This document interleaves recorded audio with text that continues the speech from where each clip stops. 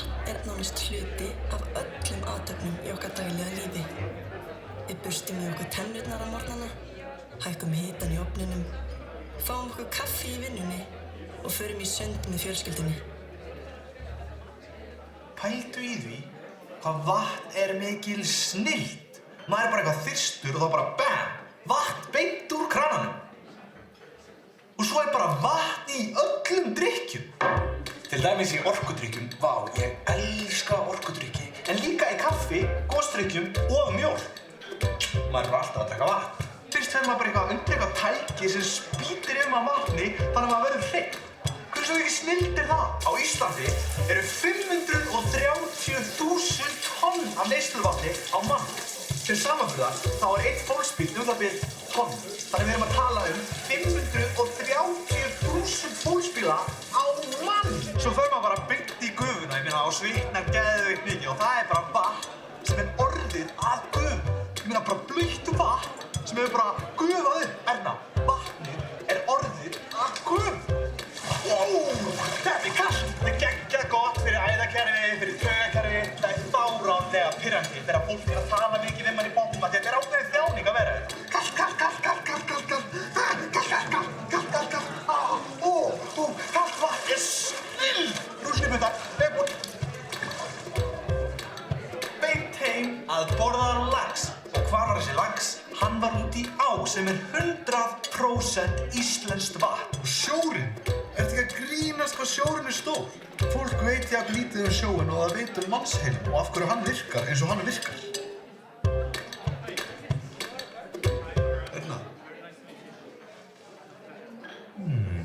Svefn.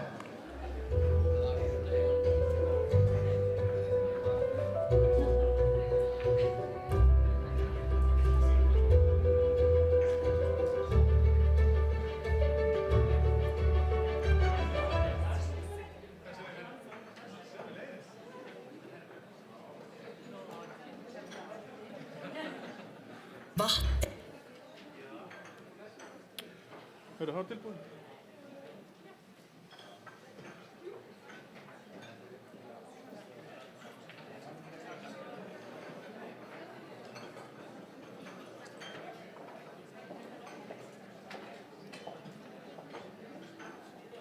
Góðan daginn. Umhverfis- og auðlindaráðherra, forstjóri Umhverfisstofnunar og starfsfólk, fyrirlesarar og aðrir góðir gestir, verið hjartanlega velkomin á þennan ársfund Umhverfisstofnunar. Ég heiti Sigríður Auður Arnardóttir og ráðuneytisstjóri og í Umhverfis- og auðlindaráðuneytinu og ætla að stýra fundum hér í dag og þakka það heiður að vera falin þessi fundarstjórn þar sem við ætlum að ræða málana, umhverfismálin í víðu samhengi. Og við erum með mjög þétta og góða og spennandi dagskrá og í lok hennar verða pallborðsumræður og þar ætlum við Björn Þorláksson, upplýsingafulltrúi Umhverfisstofnunar, að beina ýmsum spurningum til fyrirlesara hér og kryfja málin nánar. Og ég ætla að biðja fyrirlesara að gæta tímamörkum. Ég verð hér fyrir framan ykkur og fylgist með ykkur. Þegar 2 mínútur eftir þá sýni ykkur gult og rautt þegar er komið í lok tímans. Þið sáu hér myndbönd renna á skjánum og sem eru hluti af kynningarefni sem Umhverfisstofnun hefur látið gera. En tilgangurinn með þessu efni er að vekja fólk til meðvitundar mikilvægi umhverfismála og áhrif þeirra á líf okkar allra í nútíð og framtíð. Morgundagurinn nær en þig grunar. Það er yfirskrift þessa fundar, ársfundar. En þessi yfirskrift vísa meðal annars til þess að við þurfum að bregðast hratt við því ástandi sem við stöndum frammi fyrir í umhverfismálum. Við þurfum að vera meðvituð og hugsa í lausnum. Og við þurfum að vera tilbúin til að breyta hugsun okkar og byrja okkur sjálfum. Hver og einn getur haft áhrif og saman getum við gert kraftaverk. En þessi fundur er einmitt ætlaður til þess að hjálpa okkur til að takast á við þær áskoranir sem bíða handa við hornið og vera góð hvatning fyrir aðra. Smá pása. En núna ætla ég að beina orðunum til gestfundarins, Loru. I would especially like to welcome Laura Burke, the guest of honor this year. Laura is the Director General of the Environmental Protection Agency of Ireland, and she is a member of the European Environment Agency Management Board. She will contribute with a lecture of the circular economy, an important matter for us here in Iceland and, of course, all the world.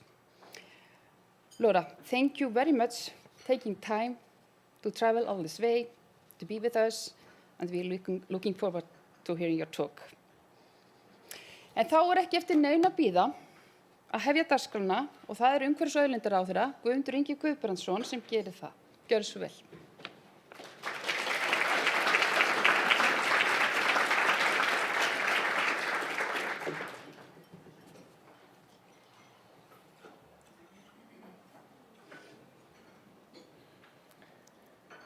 Það árið 2020. Miðhálendisþjóðgarður hefur verið stofnaður. Friðlýsingum í verndarflokki rammaáætlunar lokið. Nokkur svæði á gömlu náttúruverndaráætlununum og svæði sem voru undir miklu álagi ferðamanna hafa einnig verið friðlýst. Landvarsla hefur verið aukin til muna á náttúruverndarsvæðum og heilsárstörfum fjölgað. Aðgerðaáætlun í loftslagsmálum og áætlun kolefnishlutleysi Íslands hafa verið lagðar fram og unnið eftir þeim.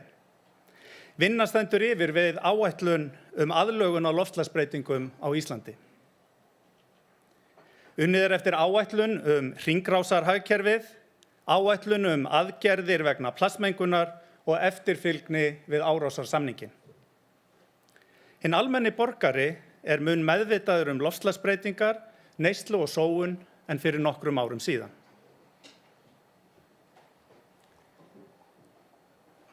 Það árið 2025. Fyrsti þjóðgarður Íslendinga í hafi hefur verið stofnaður. Uppbyggingu innviða á fjölsóttum ferðamannastöðum að mestu lokið og álagi stýrt á öðrum stöðum með takmörkunum á fjölda gesta. Búið að stöðva útlosun gróðurhúsalofttegunda frá stórum svæðum af illa förnu landi og stór votlendissvæði hafa verið endurheimt. Það ekki kúl að sóa mat, en það mjög töff að endurnýta fatnað og endurvinna.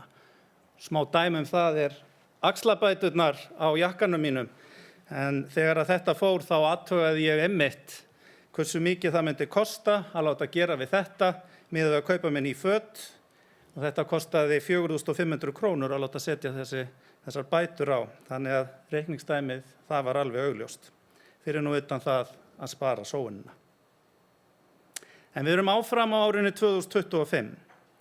Þá hefur stórlega dregið úr notkun á plasti, sérstaklega einnota plasti. Lífrænn úrgangur ekki lengur urðaður, heldur hann nýttur til moltugerðar og til landgræðslu og sem áburður á tún. Það árið 2030.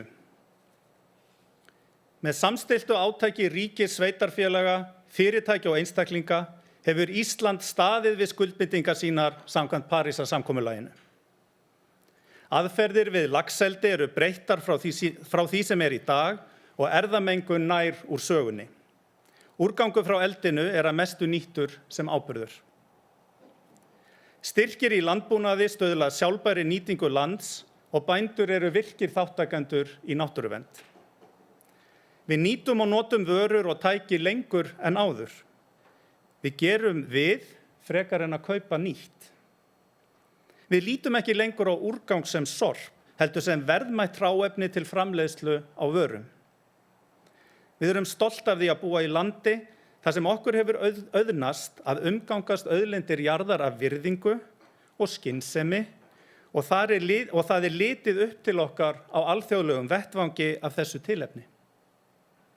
Mörg fyrirtæki og stofnanir hafa náð kolefnishlutleysi. Það árið 2040.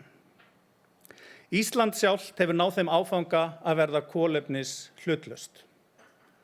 Það sem meira við bindum meira kolefni heldur en við losum og hjálpum þannig til við að ná umframmagni þess úr andrúmslofti, sem á ensku nefnist net negative emissions.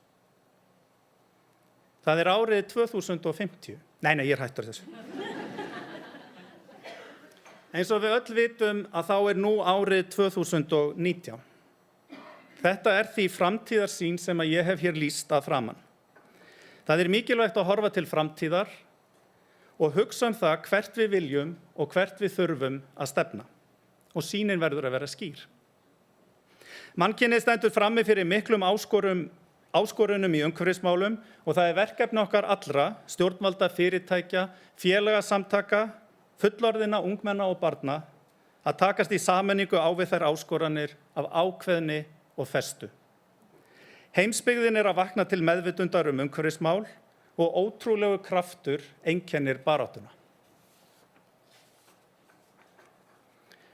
Það einstaklega ánægjulegt að sjá öll þau fjölmörgu verkefni sem komin í gangi í umhverfismálunum hér á landi og farin að skila árangri. Umhverfisstofnun gegnir hér mikilvægu hlutverki og það mér heiður og ánægja að fá að vinna að þessum verkefnum með ykkur öllum. En framtíðarsýn má ekki bara vera fögur orð á blaði, í orði en ekki á borði. Þess vegna lykilatriði að vinna markvisst að bæði skammtíma en líka langtíma markmiðum okkar. Viðfangsefnin mismunandi og því verkfærin einnig mismunandi. Lagasetning, reglugerðir, stefnumörkun, nýsköpun, frumkvæði, aukið fjármagn, samningagerð, eftirlit og svo framvegis allt saman verkfæri. Ég ætla að impra á nokkrum dæmum sem unnið að núna í umhverfis- og auðlindaráðuneytinu eða á stofnunum þess og flest dæmin tengjast reynda með einum eða öðrum hætti starfsemi umhverfisstofnunar.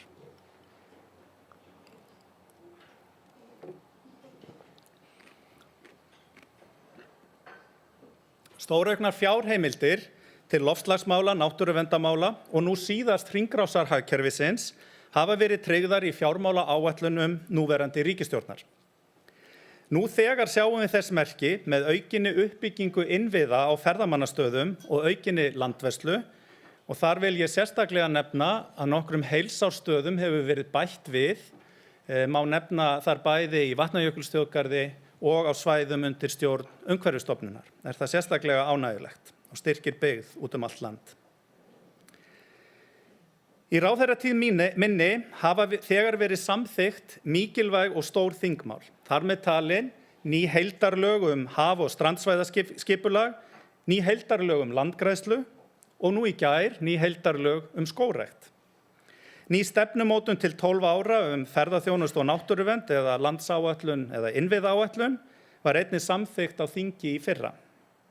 Þá liggur núna fyrir þinginu frumvarp að nýjum heildarlögum þjóðgarða og þjóðgarðastofnun sem ég bind miklar vonir við að geti styrkt verulega náttúruverndarstarfi í landinu og þar með byggð allt land.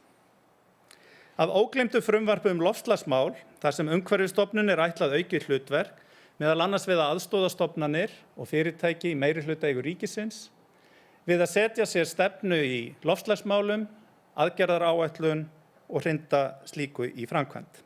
Bætist það við umfangsmikið starf stofnunarinnar á sviði loftslagsmála. Umhverfisstofnun sinnir mikilvægu starfi þegar kemur að neytendamálum, bæði á sviði efnamála og varðandi neyslu, sóun og úrgangsmál. Nýlega ýtti Umhverfisstofnun úr vör nýju átaki gegn notkun einnota plasts sem einmitt eina aðgerðum í tillögum sem að starfshópur skilaði mér síðastliðið haust og ég verð að segja, mér finnst þetta átak hafa komið einstaklega vel út. Mjög flott. Stofnunin vinnur einnig að stefnu í úrgangsmálum sem að ég stefni á að gefa út í haust. Á grundvelli, og í þessari stefnu verið að líta til hringrásarhagkerfisins sem svona gegnumgangandi hugsunar í þeirri stefnu.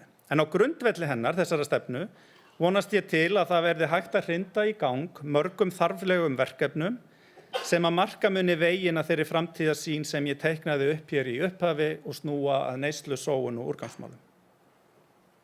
Þá vil ég nefna sérstaklega eitt af verkefnum tengdum formennsku Íslands í norrænu ráðherranefndinni í ár, en það ráðstefna Svaninn og fyrstu 1000 daga í lífi barnsins og haldin verður í maí. Þar verður fjallað efni í umhverfi ungra barna og auðvitað sjálfbæra neyslu. Umhverfisstofnun hefur haft veg og vanda af skipulagningu ráðstefnunnar. Og að lokum má nefna að fyrir Alþingi liggur frumvarp til laga breytingar á efnalögum og fannst mér við hæfi að vitna hér í nokkra velvalda kafla. Þetta var sem sagt grín, vegna þess að þetta sú flóknasta lagasmíð sem ég hef nokkuð tíma séð og ég held að við þekkjum öll að efnalögin eru pingu flókin, ég ætla ekki að fara út í það. Þannig að þetta var svona, já, ég ætla að reyna að fá til að hlæja en það fattaði þetta lengi. Þið fyrirgefið mér. Eins og þið þekkið að þá lét ég vinna rannsókn á efnahagslegum áhrifum friðlýstra svæða, 10 til 12 svæða og niðurstöðurnar benda til þess að fyrir hverja 1 krónu sem hið opinbera setur inn á þessi friðlýstu svæði eru 23 að skila sér tilbaka og hluti af því verður eftir heima í héraði. Núna síðan í gegnum byggðaáætlun unnið að greiningu tækifæra og sviðsmynda fyrir friðlýsingu nýrra svæða og þetta í samvinnu við landshlutasamtök sveitarfélaga. Þetta í fyrsta skipti sem að fjármagni veitt úr byggðaáætlun í náttúruverndartengd verkefni og sýnir mjög glöggt að áhugi og vilji stjórnvalda orðinn mun ríkari á náttúruvernd en áður var.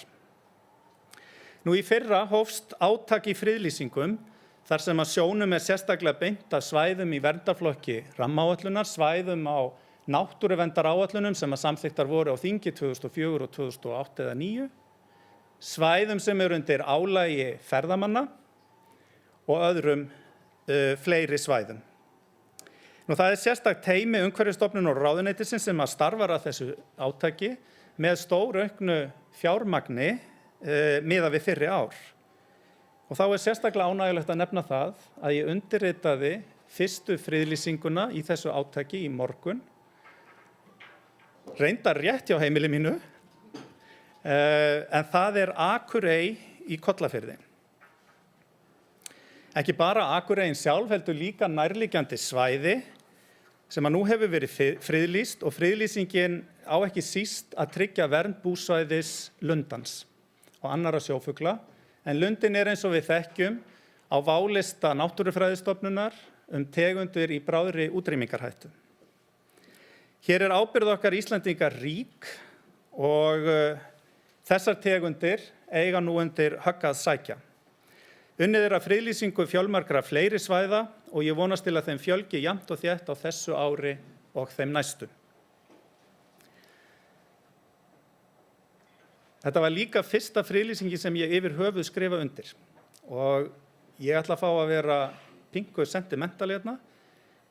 Það fyrir mig persónulega alveg gríðarlega stór dagur í dag að þetta hafi gengið eftir því að ég mikill náttúruverndarsinni í mínu hjarta og ég trúi því að með því að halda vel utan náttúruverndina þá séum við ekki bara að vernda náttúruna heldur líka búa til ótal tækifæri fyrir byggðir landsins til þess að blómstra þar sem að fólk sinnir náttúruvernd og byggðamálum á sama tíma. Það væri hægt að koma inn á fjölmörg fleiri mál hér í dag en ég ætla að láta staðar numið, enda sjálfsagt tíminn að þrotum komin. Ég vil meina að nú þegar hafi verið lagður mikilvægur grunnur að þeirri framtíðarsýn sem að ég nefndi hér í upphafi. En það eru fjölmörg verkefni eftir. Til þess að ná þessari metnaðarfullu framtíðarsýn þá þarf öflugt og samhent lið ráðuneytisins, stofnana þess, almennings og fyrirtækja og ekki síst sveitarfélaga í landinu. Og við leggjum áherslu á það að eiga gott samtal við alla þessa aðila. Ágæta starfsfólk og aðrir gestir Umhverfisstofnunar, hjá ykkur starfar öflugur hópur en líka mikilvægur hópur. Þið starfið á mjög mörgum sviðum umhverfismálanna og sinnið ótrúlega víðfeðmu starfi. Ég vil koma sérstöku þakklæti á framfæri til ykkar fyrir ykkar góða framlag þann tíma sem ég hef verið ráðherra og ég hlakka til áframhaldandi samstarfs við ykkur þar sem að við látum verkin áfram tala og eigum án efa eftir að fagna mörgum friðlýsingum, árangri í loftslagsmálum, efnamálum að sjálfsögðum, ekki gleyma þeim, og svo framvegis. Að lokum vil ég bara segja, njótiði dagsins, gaman að fá að vera með ykkur. And lastly, I'm looking forward to your talk, not least because I believe you will be talking about the circular economy, which is something that we are in the process of starting the implementation of here in Iceland. I will not repeat the whole thing I said in Icelandic, but we can do that later. Kæra starfsfólk og kæru gestir, innilega þakkir og megum við eiga góðan fund.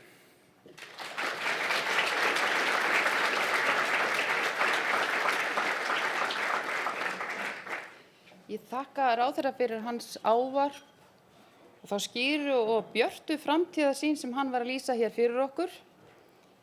Hún metnaðarfull og hann lýsti hér mörgum verkefnum sem eru í gangi eða verið að vinna að. Og ég veit að þessi verkefni verða öll að veruleika. Ég alveg viss það. Enda eigum við mjög góðan og öflugan umhverfis- og auðlindaráðherra og við hlökkum til þessa verkefnis með þér. Forstjóri Umhverfisstofnunar, Kristín Linda Árnadóttir, hún kemur hér næst og ætlar að gefa okkur innsýn inn í starf Umhverfisstofnunar og helstu verkefni sem þar eru framundan. Og hún ákvað að leggja það heiti á kynningu sína að segja bara seinni tíma vandamál. Gjörðu svo vel, Kristín Linda, ég hlakka til að heyra frá seinni tíma vandamálum. Er þetta gott svona?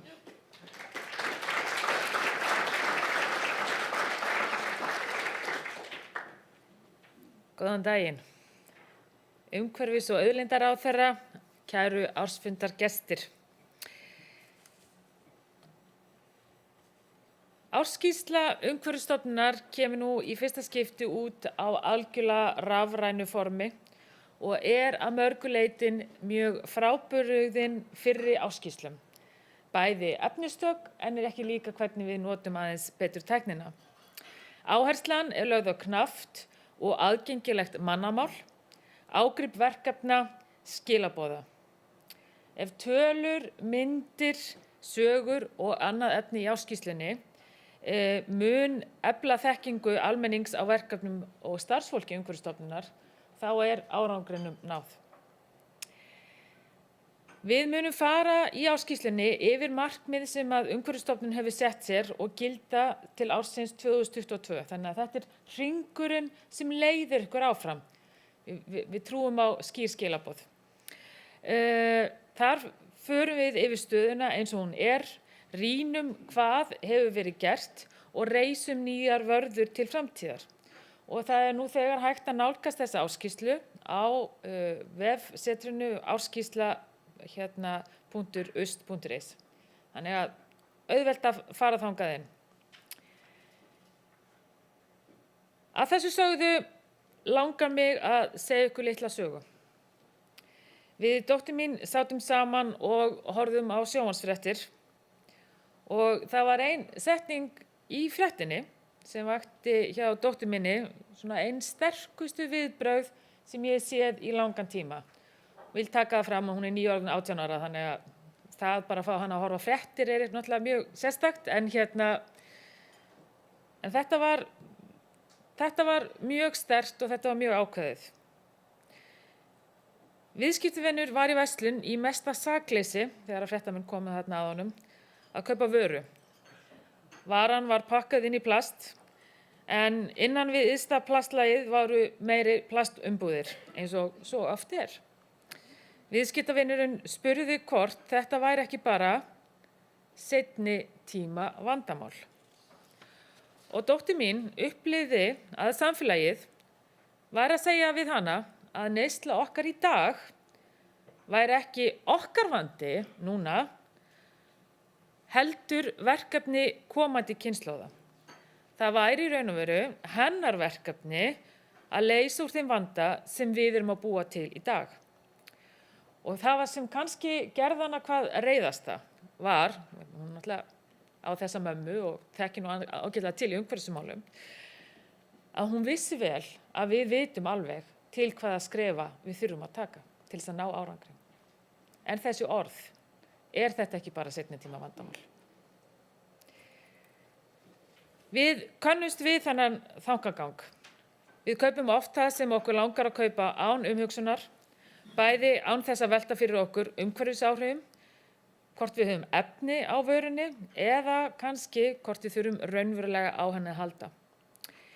Við vonumst til að síðar muni eitthvað breytast, bæði hjá okkur og umheiminum, eitthvað sem réttlætir þessa neyslu gleði okkar, ég vil undirstrika hérna gleði, af því að einhvern veginn virðist neyslan valda okkur einhvers konar gleði.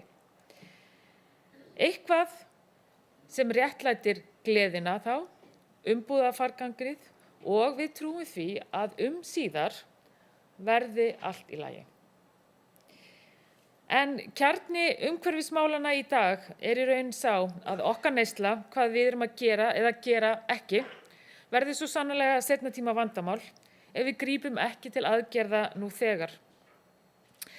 Vandamálið með það að bíða og vona og telja að þeir sem á eftir okkur koma geti vel leyst vandamálin, getur svo alvarlega þróun orðið að vandamálin verði óleysanleg. Þetta í raun og veru ekkert mjög flókið reikningsdæmi, því lengur sem við bíðum með að breyta því sem breyta þarf, því stærra verði vandamálið. Það þýðir því ekkert bara að bíða og vona. Margt hefur áunnist í umhverfismálum, en það þarf líka að gera meira. Og Umhverfisstofnun mun leggja sitt að mörkum til þess að við náum nauðsynlegum árangri. Árangri sem skilur okkur hringrænni og kolefnishlutlausri framtíð. Við viljum vinna með almenningi, sveitarfélögum, fyrirtækjum, ráðherra. Nefna má nokkra samstarfsfleti. Sveitarfélög þurfa betri upplýsingar raunlosun gróðurhúsalofttegunda, hvers og eins.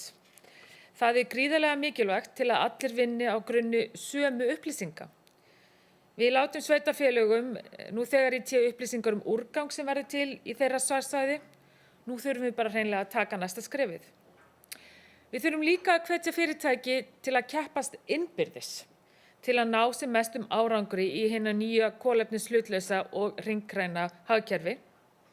En við þurfum líka að horfa aðeins inn á við, fara yfir okkar regluverk og sjá hvernig við getum í raun ýtt undir nýsköpun.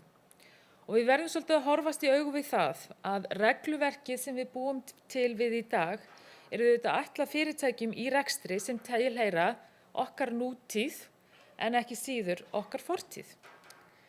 Hvernig getum við breytt regluverkinu eða búið til styðjandi regluverk þannig að það ýti og styðji undir nýsköpun en á sama tíma ekki gefa eftir kröfur sem vernda heilsu fólks og umhverfið frá mengun. Og ég veit að Laura Burke mun fara hér á eftir yfir það sem að írska umhverfisstofnun hefur verið að gera og það afskaplega áhugavert. En stofnanir ríkisins þurfa að sýna sérlega gott fordæmi og Umhverfisstofnun hefur náð miklum árangri í umhverfismálum í rekstri. Bara til að nefna ykkur dæmi að þá yfir 90% úrgangi sem fer frá stofnuninni hefur verið flokkaður. Þannig að við erum ekki að senda frá okkur mengun, við erum að senda frá okkur hráefni. Þetta var hægt með samstilltu átaki starfsmanna Umhverfisstofnunar sem byggt hefur upp kúltúr samábyrgðar. Og ég gæti sýnt ykkur myndir af starfsfólki sem hefur hent sér ofan í svona risastórar ruslatunnur til þess að taka upp hluti sem fóru á vitlausan stað. Þetta minn vinnustaður. Við förum ofan í sorptunnurnar til þess að tryggja rétta flokkun.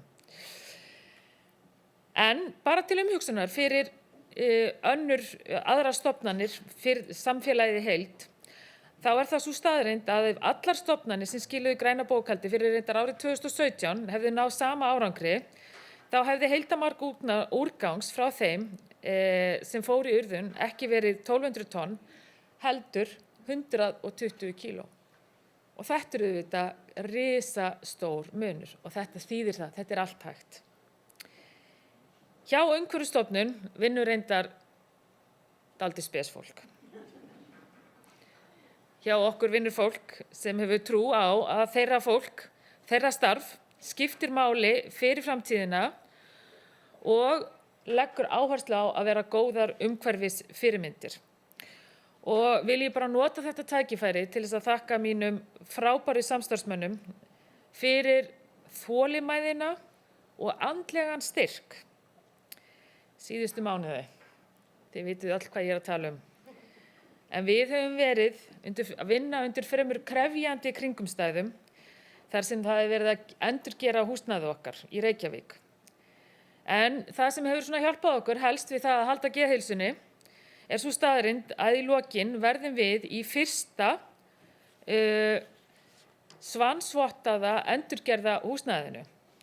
Húsnæði sem mun þá henta okkar grænu og loftslagsvænu þörfum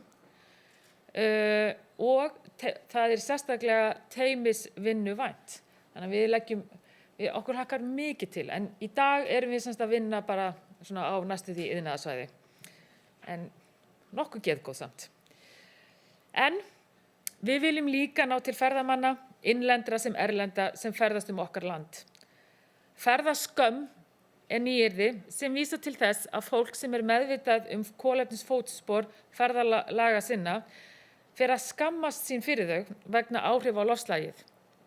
Við viljum vinna að því að tryggja að okkar innviðir á friðlýstum svæðum ýtir undir kolefnishlutlaus ferðalög.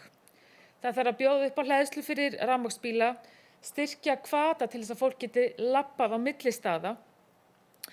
Við erum að byrja að ýta að ferðamönnum að nota íslenskt kranavatn til drykkjar.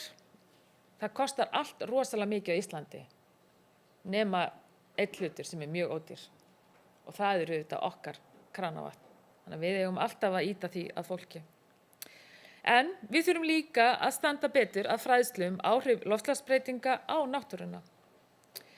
Átak í friðlýsingum sem miðar að því að fjölga friðlýstum svæðum styður því bæði að við tökum frá svæðu fyrir náttúruna sjálfa, en ekki síður að við getum boðið upp á innviði og fræðslu kolefnislausan ferðamáta. En það var auðvitað þess vegna alveg gríðarlega mikil ánægja þegar að umhverfis- og auðlindaráðherra skrifaði undir friðlýsingu hjá Akurey hér í Reykjavík í dag. Og við getum sagt það að átakið byrjað að skila árangri. Og ég veit að nú eru hjólin byrjað að snúast og þau byrjað að snúast mjög hratt, mjög hratt. En hvar viljum við vera árið 2040? Hvað kolefnishlutlaust Ísland árið 2040? Verður það bara alveg eins og núna, nema rafmagnsbílar út allt? Nei, líklega ekki. Margt verður að breytast til að við náum þeim árangri sem þarf að ná. Ferðumst við kannski eftir 20 ár ekki lengur á einkabílum almennt, heldur með almenningssamgöngum, og þið kannistu auðvitað við þessa mjög svo frægu mynd sem sýnir mismunandi ferðamáta og hvað hann tekur nú mikið pláss á götunum. En svörin við þessum spurningum þurfum við auðvitað að finna sem fyrst, því morgundagurinn nær en þig grunar. 2020, 2030, 2040, þetta mjög nálægt okkur. Ekki að efa að úrtölamenn hafa á öllum tíma talað gegn breytingum. Við færðum okkur úr því að hita hús með kolum og olíu og fórum í að hita húsin okkar með heitu vatni. Ég alveg sannfærð það að á þeim tíma sem menn voru að hugsa þetta, að það hafi verið ýmsir úrtölumenn sem hafi talið þessu allt til foráttu. Þetta hafi verið dýrt eða heita vatni hafi verið hættulegt. Það voru ykkur ástæður.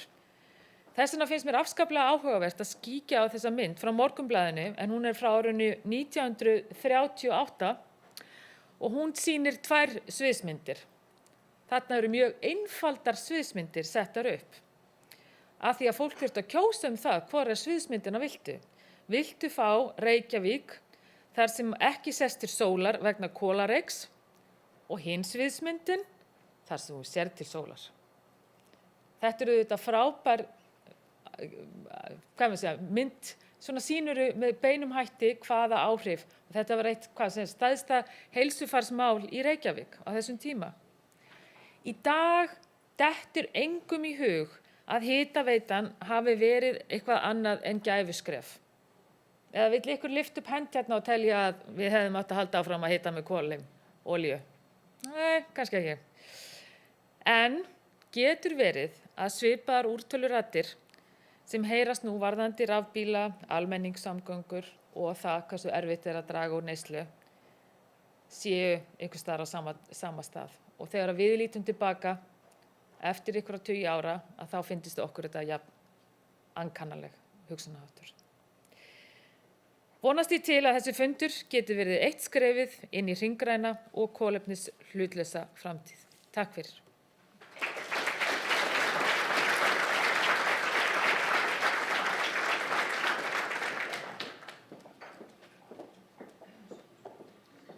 Þakka þér, Kristín Linda.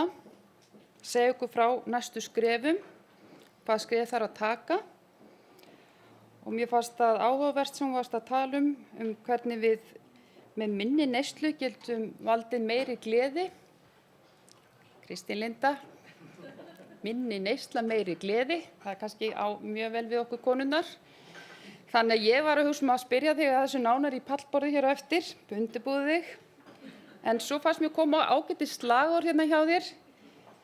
Við viljum sjá til sólar, það ekki bara dálítið gott slagorð í umhverfismálunum?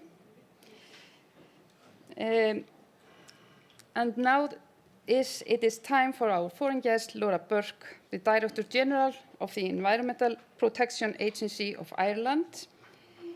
She will give us an insight into Ireland's circular economy and how her agency engages with small and medium enterprises to push the circular economy forward. Please, Laura, the floor is yours.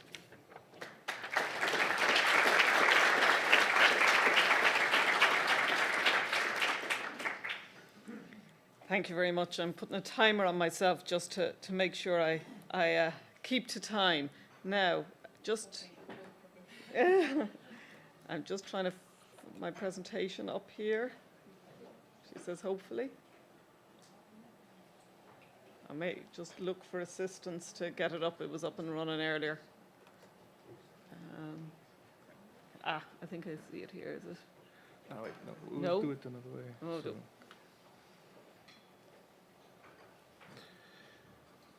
So, because we had the presentation, so we just had to click the link.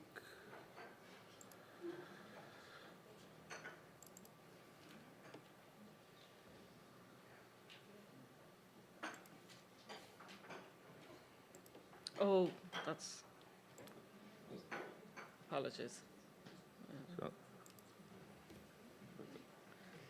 As you can see, I'm not an expert in technology, many other things, but she says, hopefully. Look, first of all, thank you very much for the invite to be here today. I'm absolutely delighted to be here in your beautiful country.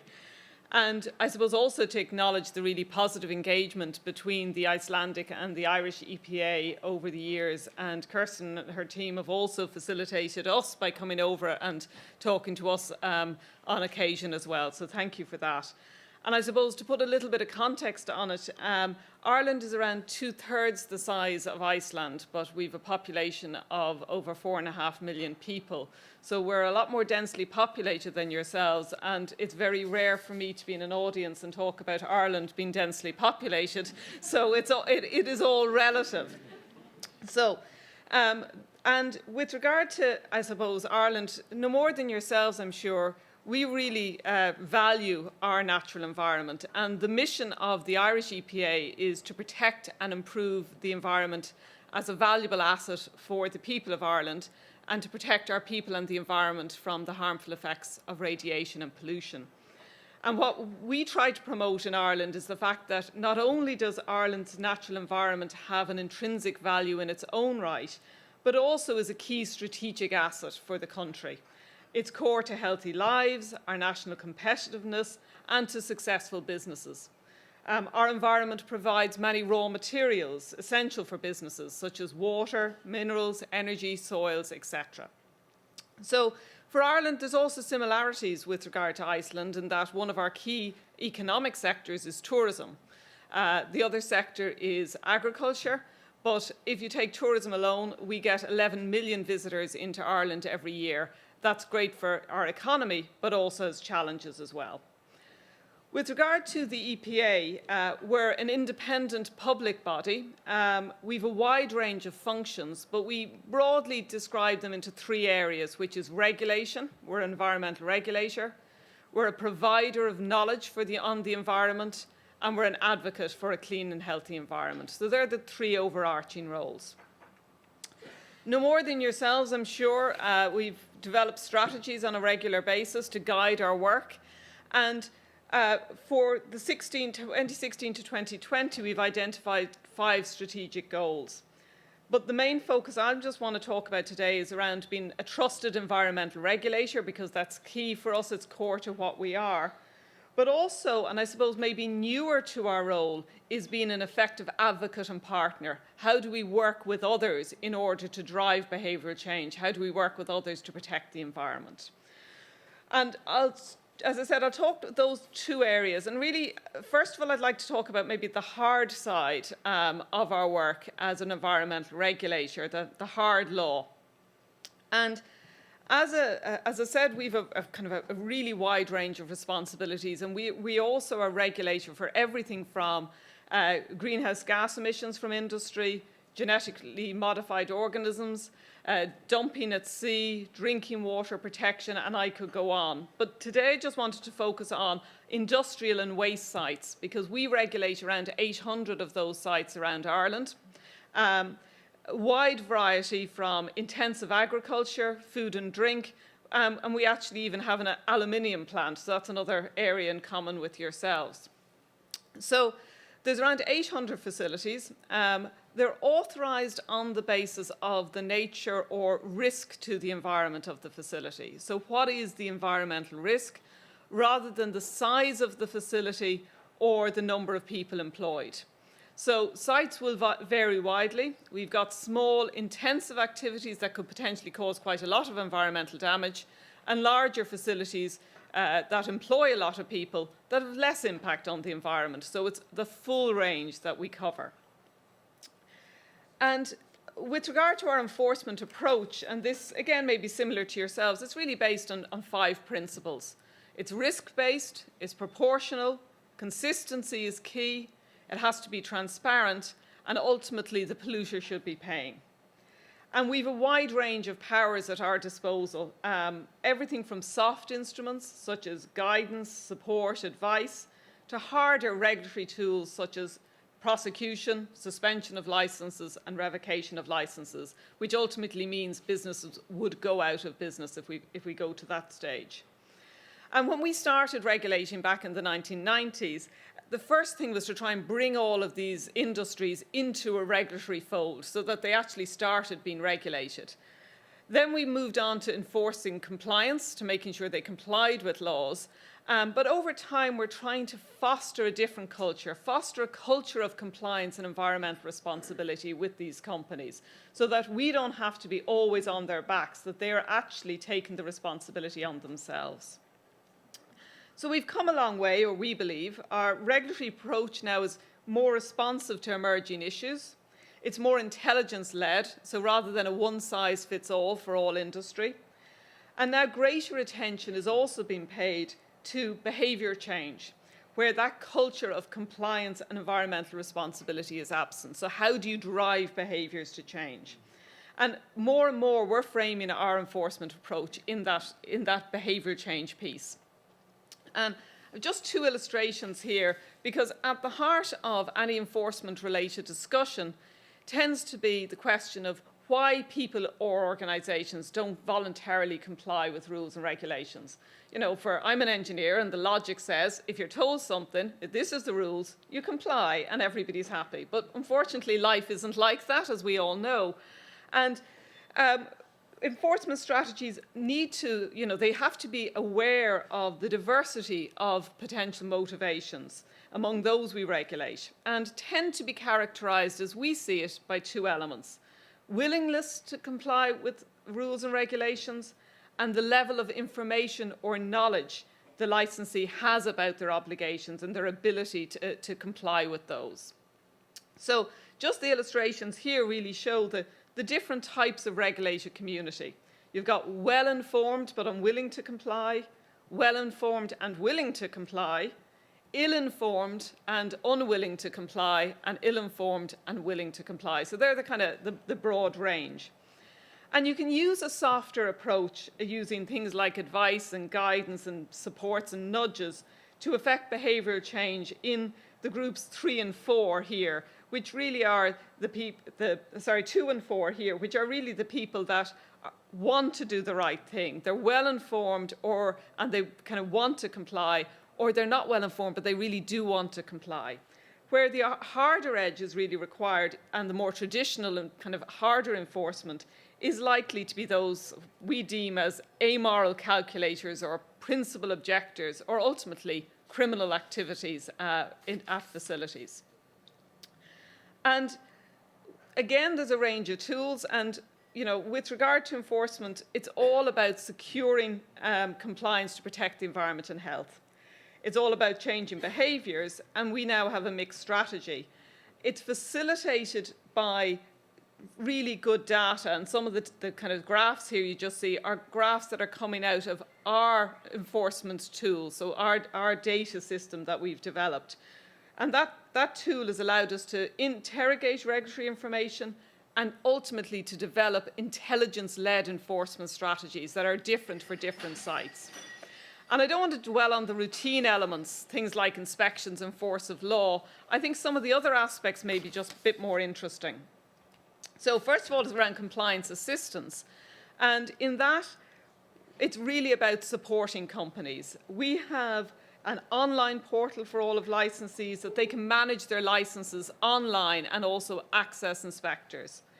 We've lots of guidance and advisory notes on things like air, noise, odour. And we also do things like webinars to kind of help companies get on board. But ultimately, we try to speak in plain English to companies, so not hiding behind legalese text, etc., but just kind of upfront, this is what we're looking for. The other aspect is around citizen engagement and really encouraging and driving engagement between companies and the people who live near them, for them to be responsible neighbours, for them to be engaging with the people who have to live beside their facilities, particularly in the context of more controversial sites. We also have our own complaints unit that deal directly with complaints as necessary, but trying to make sure that the licensee understands and drives good behaviour. And we've also seen that the public interest in oversight can be a really important motivation factor for behaviour change at some of these sites. That, it drives change. If people are complaining about a site, or if the neighbours aren't happy, that does drive change. For ourselves, we also have what we call a sectoral approach, which in a way sounds very fancy. And we say we've got different groups looking after different sectors, whether that be the pharmachem sector or the agriculture sector. In fact, those groups may be one person, but it's really somebody getting a heavy expertise in an area and then identifying sectoral priorities on a yearly basis and engaging with those sectors.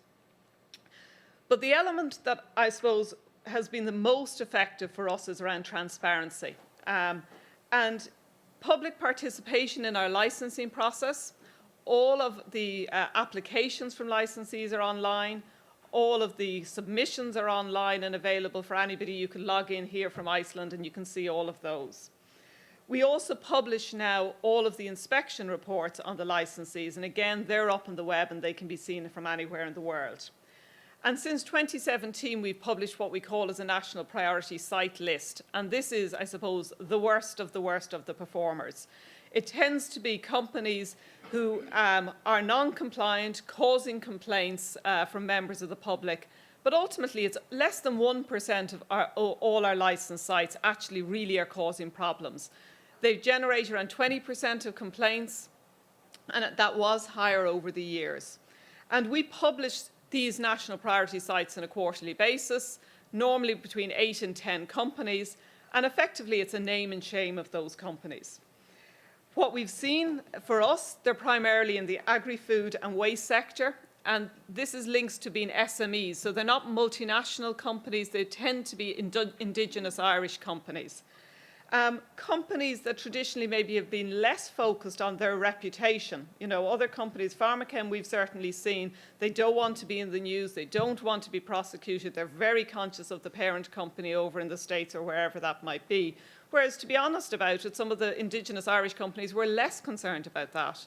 But what we've seen with this priority site list is it's published in the papers, companies don't want to be seen in it. We've also said, and we've driven action that says if you're on this list, we'll be driving further enforcement action. So prosecutions will be coming down the way, potentially suspensions will be coming down the way. And that has focused their attention. And the other piece of it, and particularly for the agri-food sector, companies don't want to deal with companies on the priority site list. And what we're now seeing is companies saying, well, we're not going to deal with you because you're on that list. And that has driven behaviour. So it's not our direct enforcement action, it's the reputation they have within their own industry. And of course, traditional regulatory tools will always be required. You know, you can push and you can nudge and you can encourage, but there are always going to be some companies that just don't want to play ball. And what the picture here is of the Irish Criminal Court, and we take around 30 prosecutions every year of companies because they've not complied in some shape or form. We don't actively look and say we're going to be prosecuting X number of companies, but we will prosecute companies who aren't performing. So just a couple of thoughts on the future on that side. We want to do more, and this is where I think year ahead of us, we want to do more about acknowledging compliance, because it tends to be very much about you've not done something, and they're the companies that we're calling out. But I do think that certainly the Icelandic EPA seem to be further ahead in acknowledging good performance, and that's something that we're thinking about and hopefully we'll be able to learn from yourselves. As part of that, we've introduced a new enforcement fee structure, and what that does is rewards good performers. You pay less money if you're more compliant, and again, that drives behaviour. And we're also using this national priority site list more and giving companies more information on it, more information on where they sit on the list, again, to drive behaviour. So that's our hard regulatory edge. I also said that what we're doing a lot more is around the advocating, working with others. So maybe just to turn into the softer, kinder EPA that is also in place. And within the EPA, we run what's called the National Waste Prevention Programme.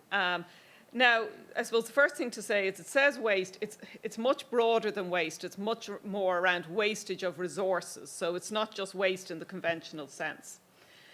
It's been in place since around 2004, and we've an annual budget of just under €2 million.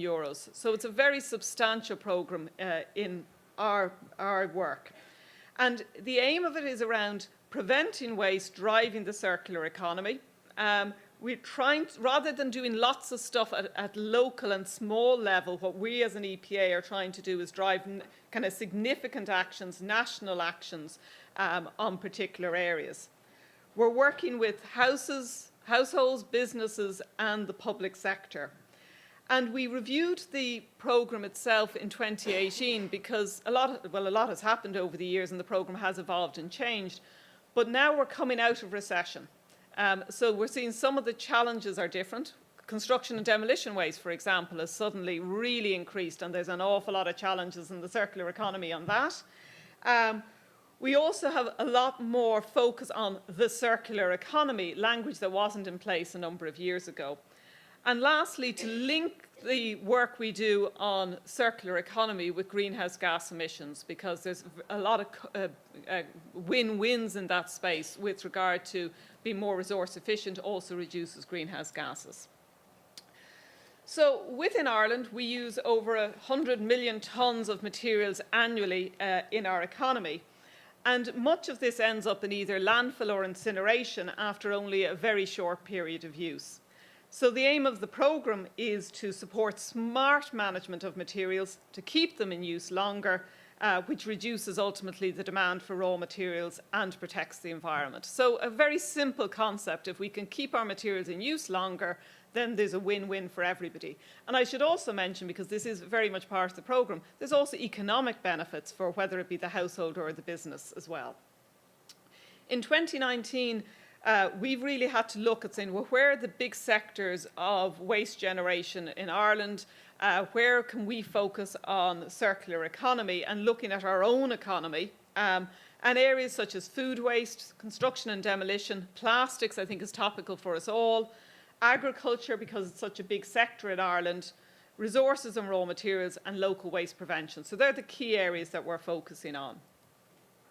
How the programme itself works is around innovation and demonstration, so new solutions, novel solutions, and how can we support them. Delivering working through partnerships. We are experts on environmental protection. We're not experts on how businesses should be run or how you should be managing your farm or your hotel. So how do we work with and through others in order to deliver for the circular economy? And ultimately, advocating for the circular economy in Ireland and being that voice. And a lot of what we do also is seed funding to get things off the ground, because sometimes things need a nudge or a push in order to get programmes off the ground, and then ultimately they should be able to run themselves. And I'll talk about that in a moment. So we work with lots of different organisations and bodies, research and innovation organisations, public sector bodies, product designers. But with regard to SMEs, it's really around industry and employment, and then those representative bodies and networks. So to give you a couple examples, some of which may be directly relatable to yourselves, but others may just kind of, I suppose, spark an idea that you could say would be something similar in Iceland. We have what's called Green Enterprise, and this is really looking at being a bridge from academic research into practical applications and solutions in the market. So we fund academic research, but as you say, no, this is really trying to get applied research, getting things back, up and running, new, different solutions for the circular economy. We fund around €600,000 a year in this. We don't fund all of the money. We expect businesses to put up some of the money. We'll fund up to around 75%. And to date, we've funded 160 projects to the value of €9.5 million. Some of the types of projects, to give you an example, have been piloting Ireland's first sustainable large-scale food surplus redistribution hub. And basically what that's saying is food coming towards the end of its life, particularly in supermarkets, etc. And that can then go to charities. But how that's managed, how you actually get that redistribution and the food goes to the right place rather than just ending up being waste is critical. So we funded work in that area, and now that is actually up and running itself and is very successful in the Irish economy. Green teams within businesses, supporting green initiatives within businesses, and a recognition and an award scheme for green teams. And again, that's now been taken up by the Irish government for the public sector organisations. And all public sector organisations have to have resource efficiency action plans in place, supported by green teams. Also exploring cradle-to-cradle opportunities in the construction sector. Generates an awful lot of waste. Firstly, the waste shouldn't be generated, and then if it is generated, how it's managed. And then lastly, just what I call is the lean water community of practice. Some of these are very fancy names. But basically what it's looking at is big users of water in the Irish economy and what are the opportunities to reduce their use. And the reason I mention this project, because I think it has similarities to lots of other areas, is it not only highlighted that savings could be made in the way that benefited manufacturing processes, but it tapped into things like peer-to-peer learning. So organisations learning from each other, and the competitive nature of businesses wanting to be better than another business in their sector. And despite Ireland being water rich, it is actually, water usage is critical, and there's a cost to business for water usage, though probably not enough. So we got 180 members, which is 30% of the industrial water use. We also pulled in the water utility in Ireland, Irish Water, and they identified €3 million of potential savings with regard to water and related resource efficiency, and delivered in excess of €1.1 million of verified savings. And the reason I mentioned the 3 million and the 1 million is you can identify a lot of savings, but the key is actually to get them delivered, and that's a big challenge that we see. So the learnings from that project were it's a highly effective engagement model, getting businesses working together. It's critical that there are economic savings for businesses because they want to see those.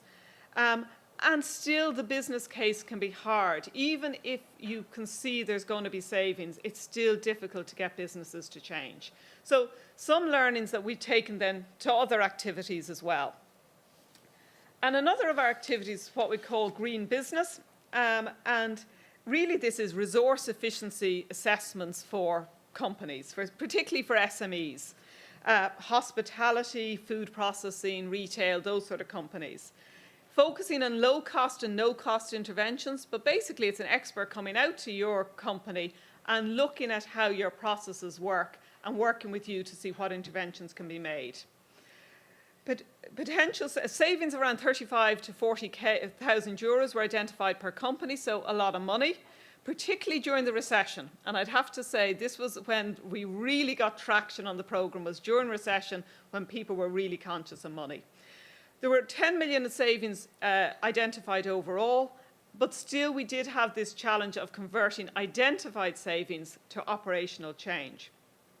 But what we're seeing now, we've come out of recession in Ireland, but what we're now seeing because of the more focus on green supply chains is, again, the demand for this type of work, being able to demonstrate you're clean and green, is high along the supply chain, and that's driven activity in this area.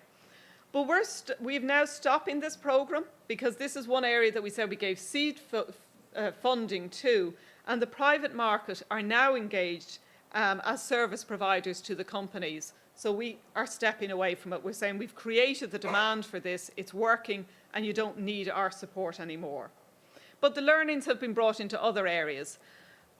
And I couldn't, as an Irish person, come and not talk about farming, and I know it's not core to what ye do, but we've 110,000 farms across Ireland. It is one of our biggest sectors with regard to greenhouse gas emissions. And, oops, this is telling me to stop. Okay, oops. Dismiss. Okay. Anyway, so this, but the only thing I really want to say about this programme is that it's led by the Farmers Association. It's not led by the EPA. And again, this is working with and through others. If we as an EPA go out to a farmer, they will not listen to us. They think of us as the regulator. So we're working through the Farmers Association. The programme has been really successful because not only are you as a farmer, you get your resource efficiency assessment, you do the work, but then the onus is on you and you have to go out and talk to your peer group of around 20 farmers in your area and tell them what you've done. And that peer learning has been really successful, but also farmers tend to be quite isolated. So it's an opportunity to be engaging with your neighbours and others in your peer group, and in a way to be showing off a little bit as well. So it's worked well. Around 7,000 euros per farm have been identified in savings, as well as approximately 10% reduction in greenhouse gas emissions. So we're still working with that and have great hopes for this programme, particularly, as I said, because of greenhouse gas emissions. And lastly, just food waste, because I'd say this is something that is common to us all. We generate around 1 million tonnes of food waste every year in Ireland, excluding agriculture. It's all along the supply chain, so everybody needs to take action. And so we are looking at it through an information, communication and collaboration. We're working with consumers on a Stop Food Waste campaign. We're working with the retail sector on what's called a food waste charter, in that the retailers, the Lidls, the Aldis, the Tesco's, those companies have signed up their commitment to reduce food waste and to measure food waste in their organisations. And we're moving out to look into other organisations like food providing canteens in public sectors, in the universities, etc. But this, I'd have to say, is one of the most complex because everybody has a bit of skin in the game. Everybody is wasting food, whether it's the householder or the retailer, and is trying to, first of all, have good data, and we've done a good bit of work on that, but also targeting each of the sectors, or each in its slightly different way. So that's an ongoing project for us at the moment. That's all I was going to say, but if you would just bear with me for 2 minutes, we have a video on the waste prevention programme. And I was saying to Kirsten earlier, it's a new video, and the team said to me, you have to show the video. It's really, really good. So you can judge it yourselves. And then...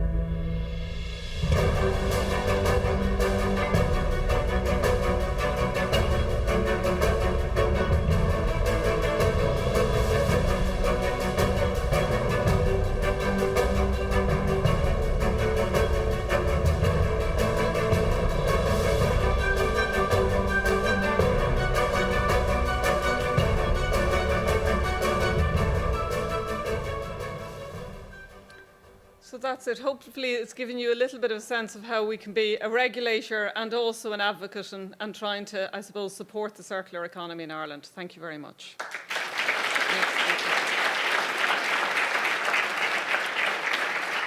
Thank you very much. And we have a few minutes for 1 or 2 questions. Eitthvað sem vil spyrja Láru hringrásarhagkerfið eða eitthvað annað. Það ráðherrann sjálfur sem ætlar að gera það. Gjörðu svo vel.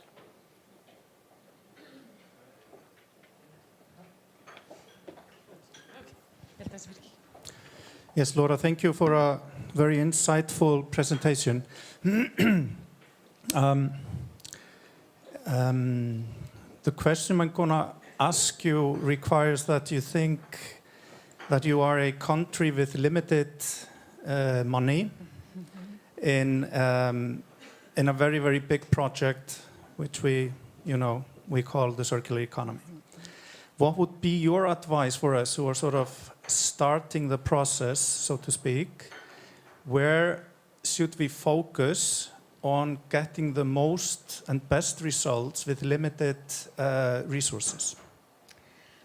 And it's a really interesting question because it's exactly what we've had to go through ourselves because I suppose we always also consider ourselves a small country with limited resources and this money can always be spent elsewhere. And that's really why we did the review of the National Waste Prevention Programme, because we said we're spending quite a lot of money on lots of things, but how do we focus? And we ended up saying, okay, well, what are the small number of key areas? For us, agriculture, because it's a key sector. The other sector then was around food waste, the small number of big things, construction and demolition, because of our growing economy. So my recommendation to you is that you really do take a hard look and saying, well, where are those key issues? What is your tourism industry is one that would jump out to me, but you know your country much better. The small number of key interventions, don't try and do everything, because you'll get lost in doing lots of stuff, but that stuff doesn't add up. That certainly is our experience.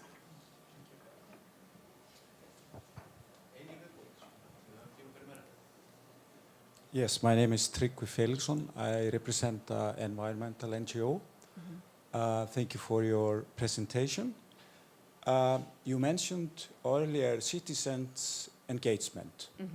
As coming from an NGO, I would like to know if you have any cooperation with environmental organizations. Yeah. And my second question, I do see that you have plastic on the agenda.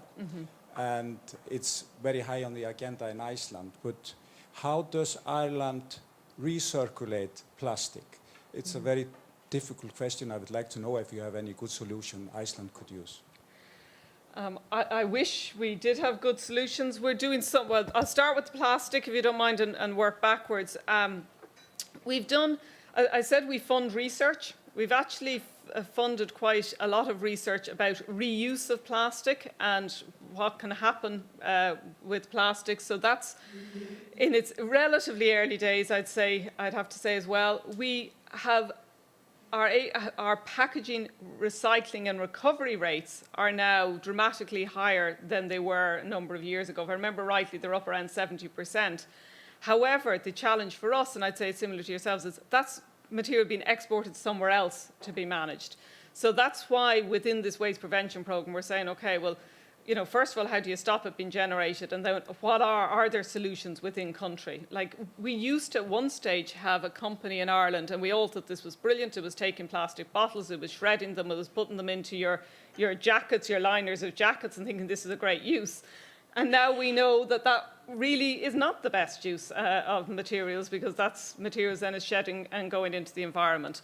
So we are also at, although we thought we were doing well, I think we're actually at the early stage of looking and seeing, well, what really can we be doing? How do we, like a part of it is the single-use cups, etc., but there's more to it than that we need to recognise that plastic has actually been of huge benefit to us as citizens, but what more can be done? So we're doing some research, some applied research. We're happy to share that with yourselves. But we've an awful long way to go on it. With regard to NGO engagement, we have it's an environmental NGO network in Ireland, because there's lots of different NGOs with lots of different interests, and actually what they've done is come together under one umbrella. And that's been very helpful for us, because we have a very structured relationship with that NGO. We meet a number of times a year, and they decide the topics they want to talk to us about. So it can be everything from peat to, because peat licensing and regulation in Ireland and extraction is very controversial. It can be to other particular topics, water usage, etc. So it's quite a structured discussion. But also on Taisce, who will be a key NGO in Ireland, are a statutory consultee for both planning and environmental licences as well. So they do have quite a strong role. That's it. Thank you.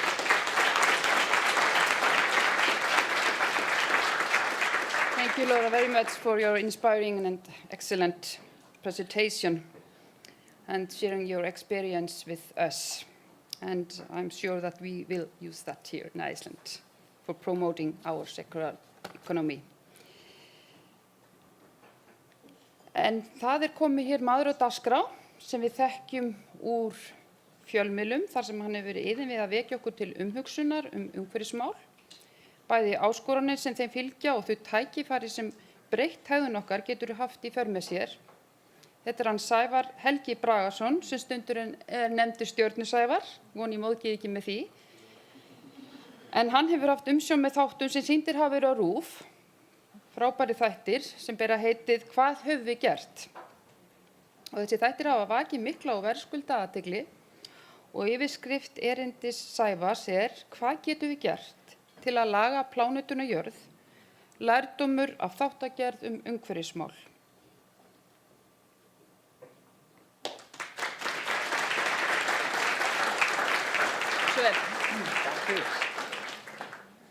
Tímasetja mig líka.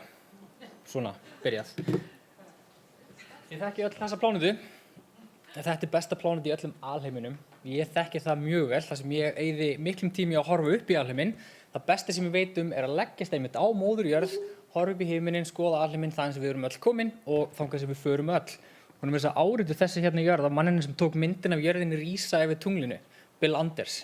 Þannig að ég held mikið upp á þessa hérna tilteknu plánutu og ég veit að þið vitið óskaplega mikið hana, þannig ég ætla ekki að verja allt miklum tími að fræða ykkur töfra hennar. En yfirskriftin ætti náttúrulega að vera hvað getum við gert? Við getum gert svo ótrúlega margt, en það sem ég hef uppgötvað á þessum tíma sem liðin frá því að við ákveðum að ráðast þessa þáttagerð að við erum öll svolítið löt. Og það kannski svolítið það sem stendur okkur fyrir þrifum. Við nennum ekki að labba út í búð af því að við gætum þurft að kaupa 2 eða 3 potta mjólk, en við höfum bara gott að því. Og fólk sem býr í 500 metra fjarlægð frá búðinni getur alveg labba út í búð og hættir svo væli og mæta bara. En við búum á stórkostlegum stað þar sem við með glæsilegt útsýni út í alheiminn. Ég ætla nú að sleppa þessu hérna. En við þurftum að fá svona sjónarhorn utanfrá til þess að uppgötva það hversu dýrmætt plánetan okkar er. Í dag þekkjum við eitthvað það bil 5.000 önnur sólkerfi og við þekkjum enga aðra plánetu sem kemst eitthvað í námunda við töfrana sem þessi hérna býr yfir. Og alltaf þegar ég tala vísindi, ég tek þetta alltaf með mér og spyr fólk ofta, ok, við erum farið út í geiminn og það núna geimstöð og sveimi jörðina. Hvað er hún langt frá jörðinni? Vitið þið það? Það var hún hérna, eitthvað lengra. Hvað haldið þið? Svona? Lengra? Svona? Nei, geimstöðin er bara 1 cm yfir boltanum. Já, og andrúmsloftið sem við getum andað að okkur er svona 400 millimetra. Þannig að það er plássið sem við höfum til þess að anda að okkur lofti. Við erum frekar viðkvæmar lífverur og við förum illa. Ef jörðin væri manneskja þá eru löngu búið að ákæra okkur og fangelsa okkur fyrir misnotkun. Þannig að við þurfum að laga hana. Ég dýrka þessa fallegu plánetu og finnst fátt skemmtilegra heldur en að skoða hana. Ég ætla að hoppa yfir margt, en eins og þau kannski vitið að þessu hér, hverjum einasta degi þá dælum við ca. 1 milljón tonnum af koldíoxíði upp í lofthjúpinn okkar og ef við setjum það eitthvað samhengi þá þarf náttúrulega svona svipað eins og 600 eldgos hverjum einasta degi sem við dælum upp í lofthjúpinn okkar og það er ekki það mörg eldgos í gangi einu. Þá hoppum við þetta líka. Á hverju ári sturtum við 10 milljónum tonna af plast í hafið sem þýðir ca. 19 tonn á mínútu. Þarna er myndskeið frá Amazon regnskóginum, lungunum okkar. Þar sem sjáum fólk, kannski ættum við líka bara að taka þátt í því að hjálpa öðrum að hugsa betur umhverfið. Og hérna, eins og ég segi, frá myndskeið frá Amazon regnskóginum, lungum jarðarinnar, þar sem fólk sem veit ekki hvað á að gera við ruslið sitt, það vill lifa eins og við, eða ekki, geta keypt sér ýmsan óþarfa til þess að auðvelda sér lífið. Og þarna er þessu bara sturtað ofan í Amazonfljótið. Amazonfljótið síðan alltaf ber allt subbið hingað út í Atlantshaf og frá Atlantshafinu berst allt drasl út alla jörð. Ef við labbið strendur landsins þá finnum við þetta plast meðal annars. Mér finnst þetta hræðilegt. En kannski hluti ástæðunar fyrir því að svona er komið fyrir okkur svo við erum orðin bara frekar aftengd náttúrunni, myndi ég halda. Við förum ekkert lengur út með krakkana okkar út í náttúruna að labba, faðma trén, knúsa þau, þakka trjánum fyrir það að við erum til. Og það er eitt af því sem ég lærði af gerð þessara þátta, er að þekking fólks á umhverfismálum og bara töfrum jarðarinnar er nánast engin. Og þess vegna kom þetta mér ekki mjög óvart, sem að við ætlum að sleppa þessu líka.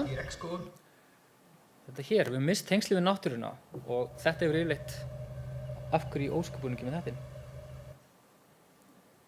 Nú skil ég ekkert í þessu. Ég vissi að við hefðum átt að vera með hérna makka. Get ekki bara heppnir, við höfum ekki orðið vör við marga af þeim þáttum sem að einkenna þessa á loftslagi sem er að verða. En þessi áhrif nú sé ég ekki neitt. Þetta er ekki þannig að við getum flúið, það er ekkert að flýja eitt eða neitt. Þetta er alltaf lagi, við reddum þessu sumar. Hverjir hafa losað gróðurhúsalofttegundirnar sem eru núna í loftinu og eru að stríða okkur? Ég get ekki spólað í gegnum vídeó hérna. Maggi, viltu fletta það? En við skoðum svo losun. Ok, ég get ekki nota þennan punkt bara fyrst þetta birtist svona. Við náttúrulega erum rík vegna þess að við losum alveg heila óskup af gróðurhúsalofttegundum upp í andrúmsloftið okkar. Og þegar við spyrjum síðan krakka, hvað sem að þetta átt að vera, stoppa því bara, að þá náttúrulega þekkja þau, eru þau ekki neinum tengslu við náttúruna. Þeir þekkja vörumerki miklu betur heldur en nokkuð tímann tré og hluti sem við kaupum út í búð, tómata, rófur. Veit ekki hvort þið sáu þessa klippu í þáttunum, þar sem við spyrjum bara krakkana, sýnum með myndir af Instagram, allir þekktu Instagram, svo kemur Birki og bara, aldrei séð það áður. Það er samt allt í kringum okkur. Nú, hérna er lofthjúpurinn okkar í sjálfsögðu. Ég minnist gjarnan á þetta hérna líka, af því að þarna eru bergreikistjörnur sólkerfisins þar sem tvær líkjast jörðinni dálítið mikið, Mars og Venus. Einu sinni var hugsanlega líf á bæði Mars og Venusi, en svo gengur Venus og Mars í gegnum rosalega loftslagsbreytingar sem breyttu þeim úr lífvænlegum hnöttum í þessa hörmung sem þau eru í dag. Og ef við skoðum bara blákalt, þá eru þetta ömurlegir staðir með við plánetan jörð. Og nálægasta plánetan sem við gætum mögulega búið á er í 4 ljósára fjarlægð frá okkur. Ef við ætlum að ferðast þangað með þeirri tækni sem við ráðum við í dag, þá tækir ferðalagi okkur 70.000 ár. Þannig að okkur er bara hollast að hugsa vel geimskipið jörð. Og eins og ég tek alltaf dæmi með Venus. Ef jörðin er himnaríki, þá er náttúrulega bara Venus argasta helvíti. Það rignir brennisteinssýru þar. Reyndar nær aldrei niður á yfirborðið vegna þess að yfirborðið er 500 stiga heitt. og loftþrýstingurinn á yfirborðinu svona eins og að vera á 1 kílómetra dýpi í höfum jarðarinnar. Ömurlegur staður, ekki fara þangað. Við erum frekar þessari hérna. Þetta afskaplega falleg mynd af hinni fölubláu jörð, hinni fölubláu punkti. Þarna erum við öll. Nema einhver hérna inni fæddur eftir Valentínusardag 1990. Já, þú er aldrei litið, fyrirgefðu, ég ætla að segja þetta á hann, þú er aldrei litið betur út en í dag. En þarna erum við öll sem öll, svífum í sólargeisla, pínu lítil og ég ætla að hoppa yfir fleiri hluti hérna af því að ég ætla ekki að hafa með. En jörðin eini staður en þess að við getum dregið andan. Samt sættum við okkur við þetta allt og oft. Hver einustu áramót skemmtum við okkur með því að menga ógeðslega mikið. Og já, ég þoli ekki flugelda og mér finnst svo skrítið að menga viljandi með einhverju svona ógeði sem styttir líf okkar. Ég bara skil það ekki. Við þurfum að taka þátt í því að laga það. Fuglarnir, raddir vorsins þögnuðu næstum því en okkur auðnaðist að banna skordýraeitrið sem að drap skordýrin sem fuglarnir nærðust á. Ég myndi sakna þess að vera, nei kannski ekki, að vera vakinn klukkan 5 á morgnana þessa dagana við fuglasöng. Það afskaplega fallegt þótt maður vilji stundum fara út og skjóta fuglana þegar vekja mann alltaf snemma. En þetta ótrúlega fallegt og við erum að missa tengsli við þetta líka. Jörðin eini staðurinn þar sem við getum orðið ástfangin, rétti pönd sem orðið ástfangin. Greið hinn sem ekki rétti pönd. Það ótrúlega gaman að verða ástfangin og tilfinningi sem maður fylgir í. Og þegar ég fer út í náttúruna, ég horfa á stjörnurnar, þá fæ ég svipaða tilfinningu. Mér finnst þetta yndislegt. Þetta ótrúlega fallegt og mér finnst svo sorglegt hvernig við erum að skemma bara óviðjafnanlega og ótrúlega fágæta fegurð. En stundum ber ástin ávöxt og það hérna er ávöxturinn minn. Hann er 9 ára og hann verður nýraður árið 2100 og það áhugavert vegna þess að yfirleitt enda flestar spár loftslagsvísindamanna á árinu 2100 þegar heimurinn hans verður allt öðruvísi en heimurinn minn. Þannig að ég mun hvetja hann og þegar hann eignast börn og ég barnabörn til þess að drífa sig að skoða jöklana sem að hverfa. Þannig að þau getur spurt afa í framtíðinni þegar hann var lítill, þá gat hann séð ís sem að lá hérna ofan eins og jarðvítur á fjöllunum öllum sem stungu upp kollinum og undir úr eldfjöll og eitthvað svona töfrandi. En við bara, að því þurftum að vera ennþá ríkari, nei, hættu. Við þurfum að vera ennþá ríkari, þannig að við ætlum bara að halda því áfram. Heimurinn í okkar höndum, ekki spurning, svo hvað lærði ég af þessari blessuðu þáttagerð? Ástandið er miklu verra heldur en ég hélt. Og það var kannski það sem var sjokkirandi. Við draugum upp birtingamynd í þáttinu sem mörgum finnst hræðileg og oft sá bara, akkur er svona neikvæð. Það er bara ekkert rosalega jákvætt, hægt að segja loftslagsbreytingar, fyrir miður. En framtíðin getur samt verið frábær, af því að lausnirnar allar eru alveg stórkostlegar, gera samfélagi miklu betra. Nú, fólk til í að breyta, en það vilja allir fá einhverja hönd til þess að leiða og segja sér bara einhvern veginn hvað ég á að gera. Get ég skipt út plast-eyrnapinnunum mínum fyrir eitthvað annað? Ég held að skipta ekki nokkru máli, en allavega skiptir allt svo sem máli. Margir bíða samt þetta frumkvæði stjórnvalda og fyrirtækja. Vilja helst varpa ábyrgðinni yfir einhvern annan í staðins að fá bara massan með sér og breyta því sem við þurfum að breyta. Fullorðna fólki er vandamálið, ekki krakkarnir. Krakkarnir spyrja, af hverju bara bönnum við ekki einnota plast? Það ekkert vandamál. Við þurfum ekkert á þess að halda. Við eigum aðra lausnir. Af hverju gerum við það ekki? Af því bara við erum alltaf að leita í einhverju þægindi. Það er gaman að sjá líka hvernig fólk er að bregðast við. Hérna er bara glæný Instagram síða hjá fjölskyldu Norður og Akureyri sem er að útskýra það hvað þau geta gert. Getum öll gert. Þannig að nýtum okkur líka samfélagsmiðlana sem eru mjög góð til þess að selja ykkur óþarfa. En sýnum gott fordæmi. Lögum út í búð, hjólum. Ég veit að mummi umhverfisráðherra, hann hjólar ótrúlega margt og frábær fyrirmynd að því leytinu til. Persónulegt framlag okkar skiptir máli, sérstaklega þegar við öll gerum það saman. Það bara er no-brainer. Nýtum samfélagsmiðla. Við erum að nota hérna svona hashtag auðkenni á Twitter, það sem gaman að fylgjast með fólki alveg gráta. Þetta er svo skrítið koncept af sjónvarpsþætti, finnst ykkur það ekki? Setja á sunnudagskvöldum á besta tíma, fáðu fjölskylduna til að setjast niður í hálftíma og láttu þið líða illa. Þetta getur ekki klikað. Og svo líka bara að tala við fólk loftslagsmál. Við höfum leið til þess að gera frábæra hluti, gera þennan yndislega stað ennþá betri en hann er. Og já, knúsa móður jörð, hressilega, reglulega. Þannig að rétti pönd bara, hver er til í því að vera með í liði og gera þennan stað að besta stað sem til í öllum alheiminum. Ég sé að sumur hendur ekki í lofti, upp með þér. Hei, þú hann í símanum. Já, akkurat. Af því heimurinn er okkar höndum og engum öðrum höndum, er það ekki? Já, bara, takk fyrir mig.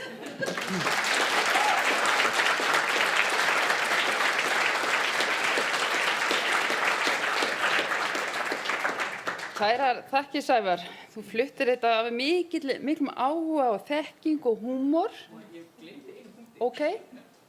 Það er þegar við erum að miðla þessum vísindum, þá finnst mér ofta vanta þessum hjartæðin. Ástríðuna, já, einmitt. Fólk tengir ofta ekkert við það hvað tiljöf ykkur svona staðreyndir. Takk í hjarta og Já. Herðu, vel mælt, Sævar. Það er ástríðan sem gildir, krakkar mínir. Og það er lykillinn að ná árangri í umhverfismálum. Og við þurfum bara fleiri Sævara, er það ekki? Til að flytja boðskapinn af svona mikilli ástríði sem þú gerir og hvetja okkur til dáða. Og skilaboðin þín eru þau að við eigum að halda okkur á jörðinni, ekki Venus, og við eigum að knúsa móðurjörð. Takk fyrir. En þá er komið að starfsmönnum Umhverfisstofnunar. Við fáum hér 3 sviðsstjóra Umhverfisstofnunar sem ætla að tala sameiginlega. Þau Elvu Rakel Jónsdóttur, sviðsstjóra á sviði loftslagsmála og græns samfélags, Ólaf A. Jónsson, sviðsstjóra á sviði náttúru, hafs og vatns og Sigrún Ágústsdóttur á sviði friðlýsinga og starfsleyfa. Og þeirra erindi heitir Hvernig getum við aukið vilja og getu til að takast á við umhverfismál framtíðarinnar?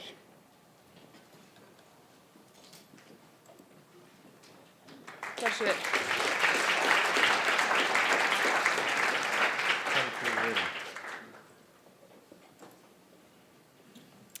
Það er mjög auðvelt að koma á eftir Sævari, sko. Ekkert mál.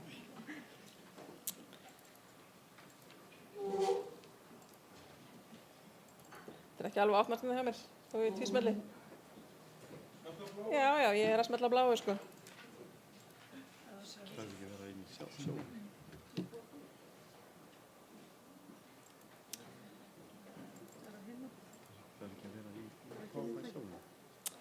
Það er að gera svona, fyrst.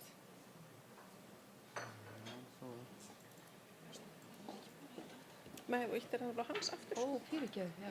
En það gerist ekki í tísmelli, sko. Þetta var á sýningu. Já. Þú er búin að prófa það? Það er alltaf að koma eitt tæknilegt vandamál. Það bara fylgir hverjum fundi. Eða 4, þið vitið. Alveg eins.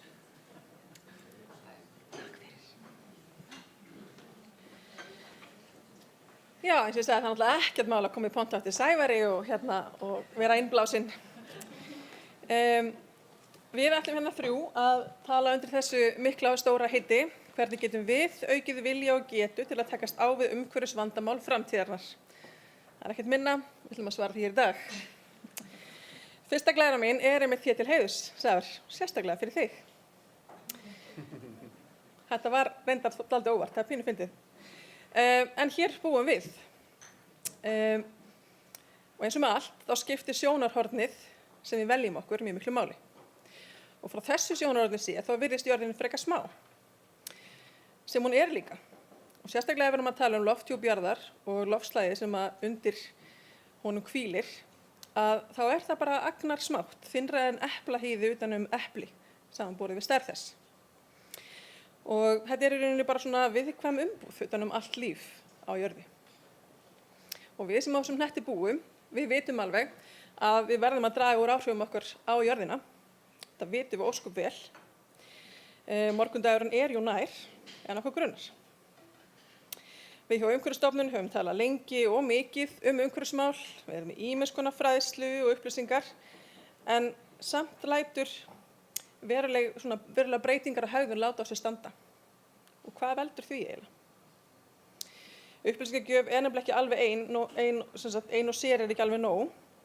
Og sálfræðingar eins og Per Espen Stoknes hafa bent á það að það eru ýmsar hindranir í vegi fyrir breytingum á hegðun.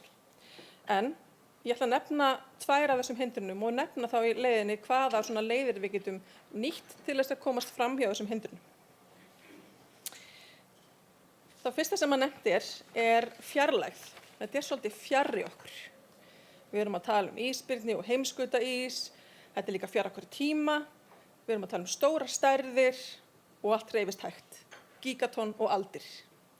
Og við erum flest svolítið bara í deginum í dag. Við hefum svolítið nóg með að hugsa bara vinnun okkar og börnin og er einhver búinn að læka þessa mynd sem ég sett á Facebook í morgun og við erum bara pínu þar. Þannig að þetta er eitthvað sem veldur okkur svolítið vandræðum og er hindrun fyrir því að við grípum til aðgerða. Svo er líka ákveðin svona afneitun í okkur sem tengist svolítið sjálfsmyndin okkar. Það er að segja, ef að staðreyndir málsins skarast mjög mikið við það hvernig ég lifi mínu lífi í dag, ég keyri bíl, ég borða kjöt, ég flýg til útlanda, að þá fer mér að líða svolítið illa, ég fæ samviskubit og finn fyrir óþægindum og þá fer heilin á mér leiðarinn að búa til réttlætingar fyrir því okkur ég bara haldi þessu öllu saman áfram og okkur það sé í rauninni bara allt í besta mál. Nágrannar minn á nú miklu stærri jeppa en ég og ætti ég að hætta að borða kjöt ef enginn annar gerir það, hefur það einhver áhrif? Og þannig, þrátt fyrir við vitum betur, þá stýrir núverandi hegðun okkar líka viðhorf okkar og skoðun. Og hvernig tökumst við á við þetta? Til að mynda getum við breytt þessari fjarlægu umræðu í eitthvað sem er mjög nálægt og hugsaði mitt í lausnum og aðgerðum. Ef ég trúi því að einhver í mínu nánasta umhverfi sé að fara að gera eitthvað fyrir umhverfið, þá eru miklu meira líkur og ég gera það líka. Ef nágrannar minn í næsta húsi er búinn að kaupa sér rafbíl og ég sé hann að tengja hann á hverju morgni og svona, stóraukast líkur þannig að ég gera það líka. Þannig verður til svona nýtt norm smátt og smátt í samfélaginu sem er auðvitað frábært. En við stjórnvöld höfum einstök tæki til þess að ýta undir og hraða þessari þróun. Þannig að við þurfum ekki bara að bíða eftir því að þetta norm verði til að sjálfu sér smátt og smátt. Heldur getum við nýtt þau tæki sem við höfum. Við höfum auðvitað alls konar verkfæri svo sem jákvæða hagræna hvata. Í þessu dæmi væri það þá til dæmis niðurfelling á gjöldum á umræddan rafbíl. Við getum líka auðveldað aðgengi. Þá getum við verið að tala um að styðja við uppbyggingu á hleðslukerfum til dæmis. Og neikvæðar hvatar geta líka virkað. Hækka skatt á bensín. Ef við erum að tala um þessa svona afneitun og þessa sjálfsmynd sem við svolítið búum við, að þá geta einfaldar aðgerðir hjálpa töluvert mikið. Hérna erum við að tala um hugtæki sem heitir nudging á ensku, knuffa á sænsku. Það margar einfaldar aðgerðir gera það verkum að fólk upplifir ekki gjörbyltingu. Það er ekki bara að vera að breyta heiminn þínum algjörlega, heldur það að vera að gera marga litla hluti. Og þetta er svona myndrænt dæmi, þú veist þegar við mötunni til dæmis minnkar eftir diskana, að þú dregur alveg leið úr matasóun. Af því að þú upplifir það þannig að þú sért að fá nóg af mat, af því að diskurinn er alveg fullur og engum finnst að vera hlunnfærin. Ef þú ert með stærri disk, þá fyllur þú sennilega út í diskinn og nær svo ekki klára allt og hendir helminum. Þannig að þegar það dregur hreinlega úr afneituninni þegar við förum í allar þessi einföldu aðgerðir.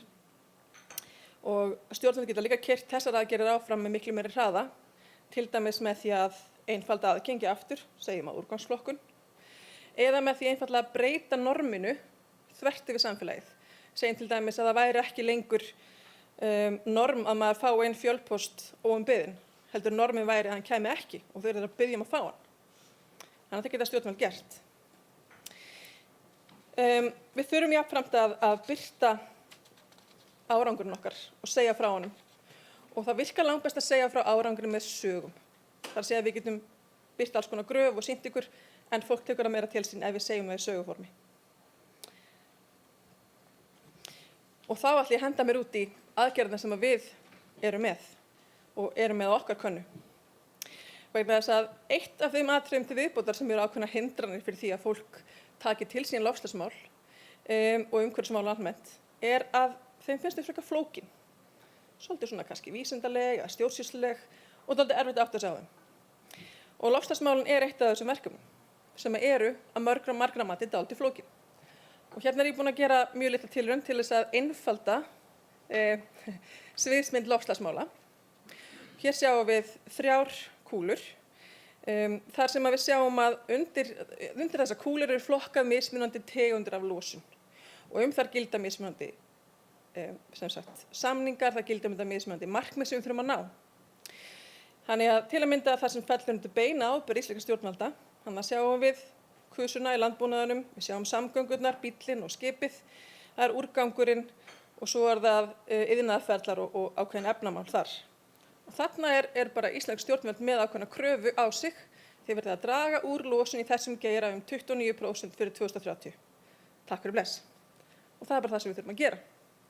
En svo erum við með aðra geirana eins og ETS, þar sem er í gildi viðskiptakerfi losunarheimildir og kerfið sem slíkt þarf að draga úr losun í allri Evrópu hjá öllum þeim fyrirtækjum sem undir það falla, sem eru alþjóðaflugið og stóriðjan. Þannig að þetta er svona undir nokkurn mismunandi höttum. Og mér langar að segja ykkur örstutt frá ETS-inu, bara svona nokkurn veginn hvernig það virkar.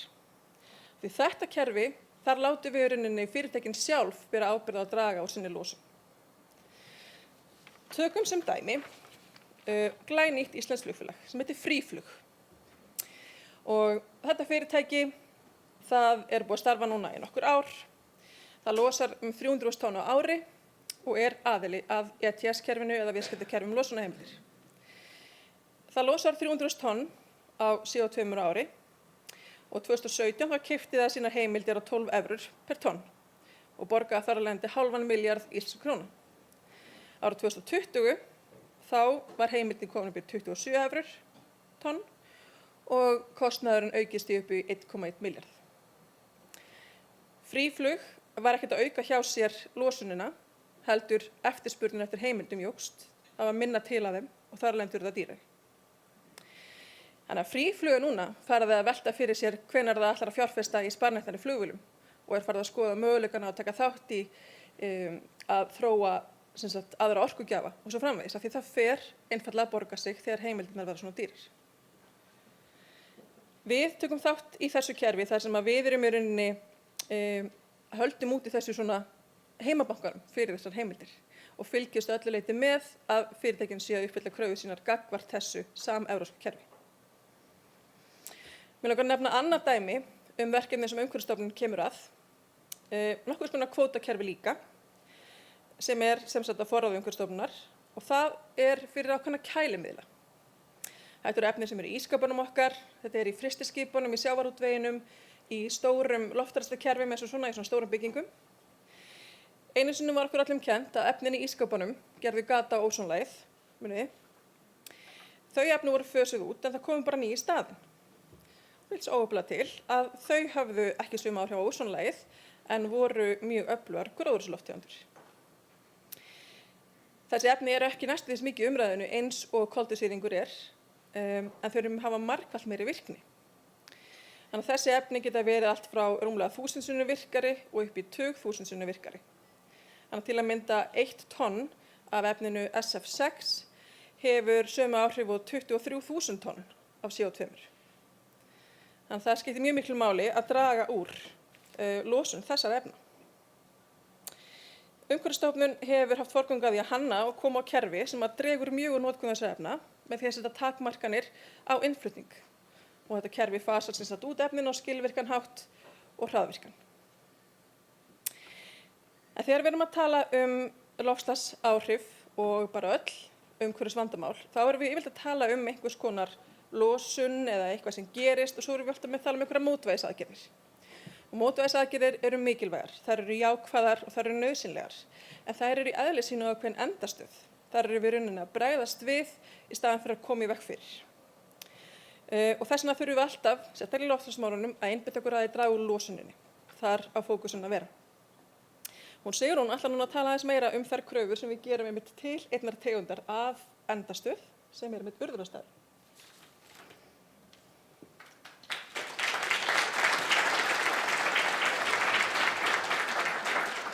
Komið sæl, ég stýri friðlýsinga- og starfsleyfasviðinu. Ég ætla að segja okkur aðeins frá úrgangsmálunum og á urðunarstöðum eru við svolítið á endastöð. Kannski þurfum við að finna okkur nýja endastöð í úrgangsmálum, þar að segja að ná markmiðum í úrgangsmálum. Við erum þarna með vafasamt Íslandsmet. Þetta er ekkert mjög smart. Við sjáum það 2008 þegar efnahagshrunið verður. Þá fer úrgangurinn hjá okkur svolítið niður. Hann eykst síðan hægt og bítandi upp á við og er nú í sögulegum hæðum. Við þurfum eitthvað að fara að gera í þessu.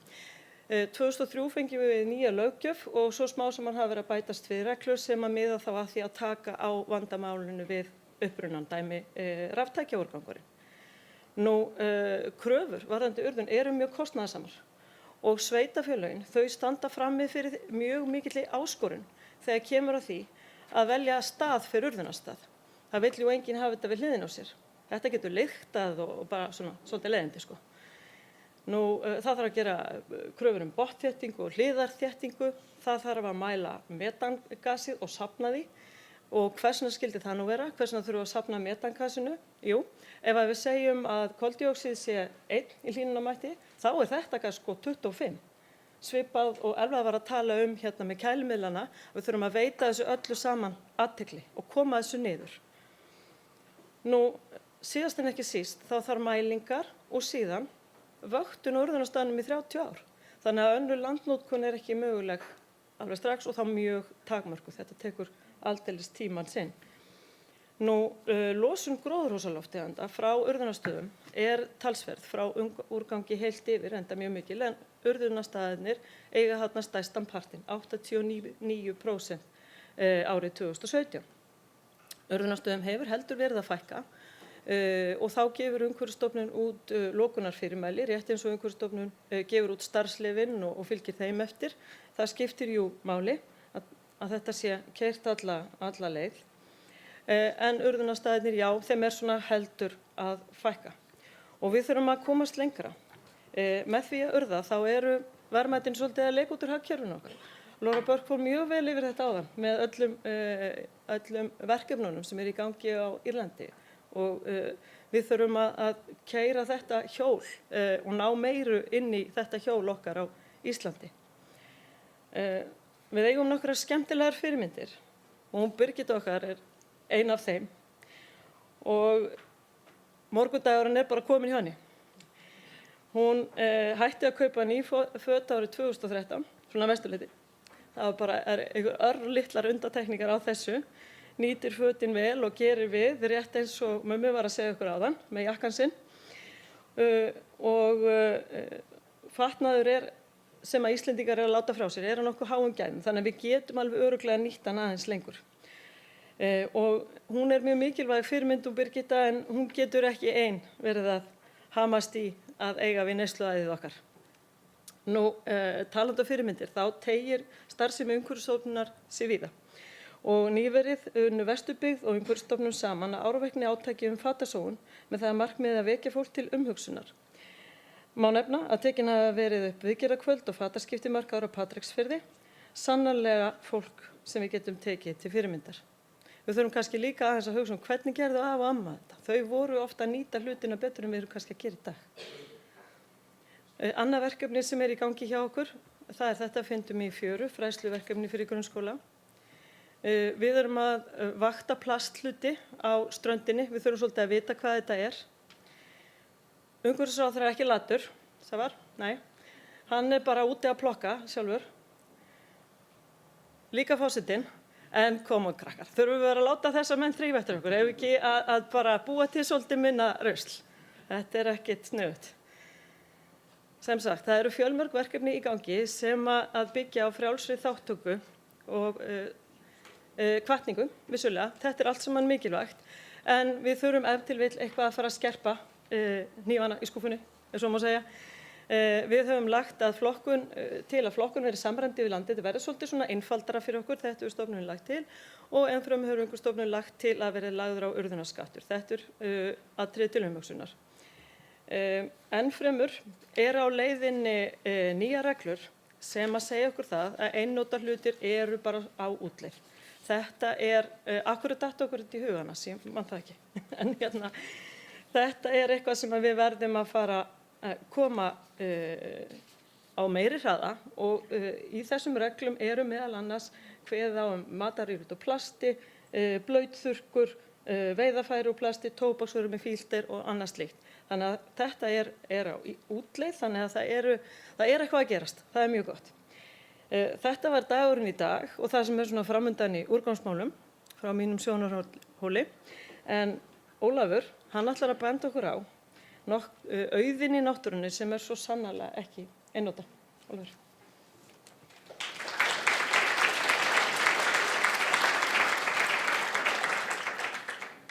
Takk fyrir, Sigrún. Ég starfa á sviði náttúru, hafs og vatnsins og það sem hefur komið fram áður í dag. Ég ætla að skyggnast auðvitað með ykkur inn í veruleika okkar sem við störfum með náttúruverndarsvæði og þau tæki og tól sem við höfum til verndar náttúru Íslands og til að takast á við þau fjölmörgu verkefni sem verða á vegi okkar, ekki síst vegna síaukninnar ferðamennsku á Íslandi. Helstu stjórntæki Umhverfisstofnunar náttúruvernd í svona grófum dráttum af þrenns konar toga.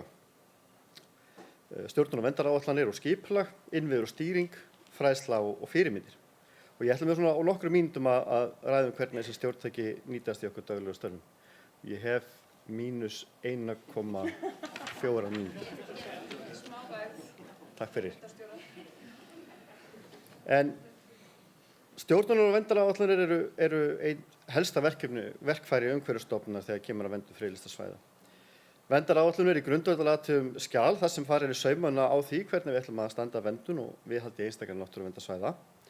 Og í verndaráætlun má finna stefnumótun til lengri tíma, áherslur, verndar og verndarandlag, hvor svæðum skipt upp í mismunandi undirsvæði og svo sömulegis 10 þau verkefni sem styðja eiga við verndun viðkomandi svæðis og ef til vill reglusetningu. En heimilt í verndaráætlun að setja reglur fyrir einstök svæði. Tökum sem dæmi nýlega verndaráætlun fyrir Hornstrandafriðland. Eitt af því sem landeigendur, sveitarfélag og Umhverfisstofnun hefur haft áhyggjur af koma skemmtiferðaskipa í Hornstrandafriðland. Að höfðu samráði við sveitarfélag, landeigenda, félög og ferðaþjónustu var ákveðið að banna alfarið lendingu stærri skemmtiferðaskipa í friðlandinu. Nú þegar hafa farið fram samskipti milli rekstraraðila skipa og Umhverfisstofnunar og skip sem áður lögðu leið sína til Hornstranda eru að hætta eða eru hætt við komur þangað. En af hverju? Nú Hornstrandir eru friðland, þar sem tilgangurinn að vernda meðal annars ósnortið víðerni. Þau eiga að bjóða upp á tækifæri til að upplifa einveru eftir að hafa komið inn á svæðið með hljóðlátum og lítið truflandi ferðavenjum. En friðlýst eru ekki eilund. Þau eru alltaf tengd öðrum land eða hafsvæðum. Skipulag lykilþáttur í stefnumörkum fyrir uppbyggingu stærri eða minni svæða og að tryggt sé nægilegt rými til verndar og athafna. Hér samvinna mikilvægur þáttur og sveitarfélög eru lykilaðilar í þessu samstarfi. Stýring ferðamanna getur verið með beinum hætti. Til dæmis með fræðslu, með gestastofur, skilti, bæklinga, upplýsingar á netinu, landverði, með leiðbeiningar girðingum, með stikum, hvers konar leiður sem við notum í dag til þess að stýra. En það við getum líka stýrt með óbeinum hætti með til dæmis með gjaldtöku, með því að staðsetja þjónustu og aðgengi aðgengi og innviði. Nú, að stýra umferð ferðamanna nauðsynlegt, þar sem að mikil fjöldi ferðamanna lítill yfir skamman tíma, eins og til dæmis á landmannalaugum, þar sem nú þessi mynd tekin. Stór hluti af því fjármagni sem Umhverfisstofnun hefur til framkvæmd á ferðamannastöðum varið í framkvæmdir einmitt til þess að stýra og dreifa og takmarka neikvæð áhrif ferðamanna. Nú þegar svo innan einstakra svæða komið taka við aðgerðir til að lágmarka áhrif gestanna á það sem verið að vernda. Slíkar aðgerðir eru því í samræmi við verndaráætlun svæðisins og ef þau krefur verið staðfest í skipulagi fyrir svæðið. Ferðamönnum beint frá viðkvæmum svæðum og þeir upplýstum hvert þeir geta farið til að upplifa náttúru og hvað ber hugsanlega varast. Uppbyggingin við takmörkuð við það að vera nægjanleg til að standa undir álagi af völdum ferðamanna en þó ekki það áberandi að þeir verið lítið í landinu. Þeir eiga að ýta undir, eða það að segja, innviðnir eiga að ýta undir upplifun ferðamanna viðkomandi svæði og jafnvel hugsanlega að vera hluti af upplifunni. Nú, stór hluti af þeim tækjum sem við höfum til að stýra svæðum og draga úr álagi af völdum ferðamanna að finna í náttúruverndarlögum. Til að ná fram markmiðum eða þeim árangri sem að miðað við, þá oft nauðsynlegt að setja reglur. Náttúruverndarlög sem tóku gildi 2015 gáfu Umhverfisstofnun ný tæki og tól í náttúruvernd. Má það til dæmis nefna takmarka umferðar vegna ágangs, en stofnunin getur ákveðið að takmarka umferð eða loka svæði tímabundið fyrir ferðamönnum af völdum mikillar umferðar eða vegna sérstaklega viðkvæms ástands náttúru. Þetta tól hefur nýst stofnuninni vel vegna þessa þegar ástand hefur skapast í vorleysingum, til dæmis við Reykjadal, Fjarðarárgljúfur og Skógarheiði. Þið þekkið það sjálfsagt. En við erum öll fyrirmyndir. Maður á mann skilar árangri. Það þekkja landverðir sem starfa á friðlýstum. Besta leiðin til að ná til fólks ekki með appi eða vefsíðu, bæklingi eða skilti. Besta leiðin samtal. En talandi samtal, þá samstarf leið sem Umhverfisstofnun trúir á og vitum að samstarf skilar árangri. Nú nokkurt skeið hefur Umhverfisstofnun gert samkomulag við rekstraraðila innan friðlýstra svæða að þeir vinni ásamt stofnuninni að vernda friðlýstu svæðin sem við starfa á með það markmið að draga sem mest úr neikvæðum áhrifum starfseminnar. Með samkomulaginu eru rekstraraðilar hvattir til að kynna sér leiðir til að draga úr mengun, flokk og úrgang og svo framvegis. Stefnt að því að allir rekstraraðilar sem hafa fastan rekstur á friðlýstum svæðum komi inn í slíkt samkomulag með stofnuninni. En drykkjarvatn á Íslandi gott. Þetta vitum við sem hér búum, en ferðamenn eru ekki allir meðvitaðir það. Brýn þörf á því að hverfa frá einnota drykkjarumbúðum og vekja athygli ferðamenn á því að vatni úr krananum málið. Umhverfisstofnun vinnur nú að því að bæta aðgengi ferðamanna að drykkjarvatni, meðal annars með uppsetningu vatnshana á friðlýstum svæðum. Það í mörg horn að líta þegar skyggnst inn í verkefni Umhverfisstofnunar og spanna verksvið stofnunarinnar flest svið umhverfismála. Við höfum hér á nokkrum mínútum farið yfir nokkra þætti sem snúa beint að þeim áskorunum sem við stöndum frammi fyrir og þeim tækjum og tólum sem við getum og við höfum beitt til að ná árangur í umhverfismálum. Verum fyrirmyndir og tölum saman það sem mestu máli skiptir. Takk.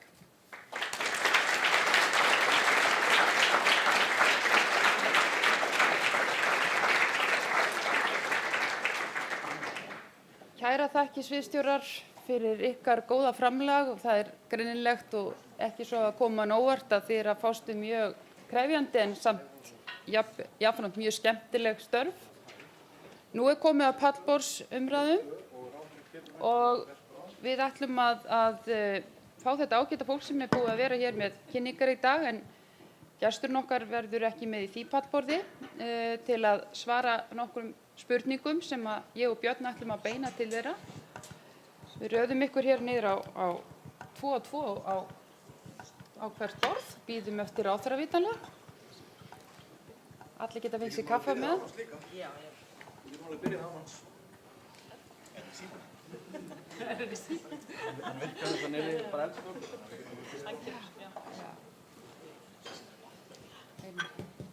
Já, þá skulum við bara gera það. Ég hlýði byrni í þessu.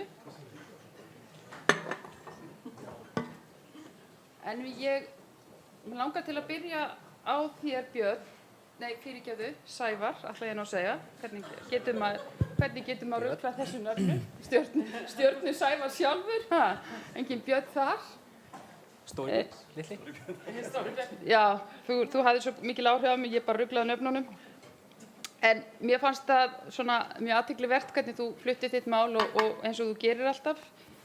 Og þú ræddir að við þyrftum að nota meira tilfinningarnar og ástríðuna í þessu málaflokki og gerði það sjálfur mjög vel.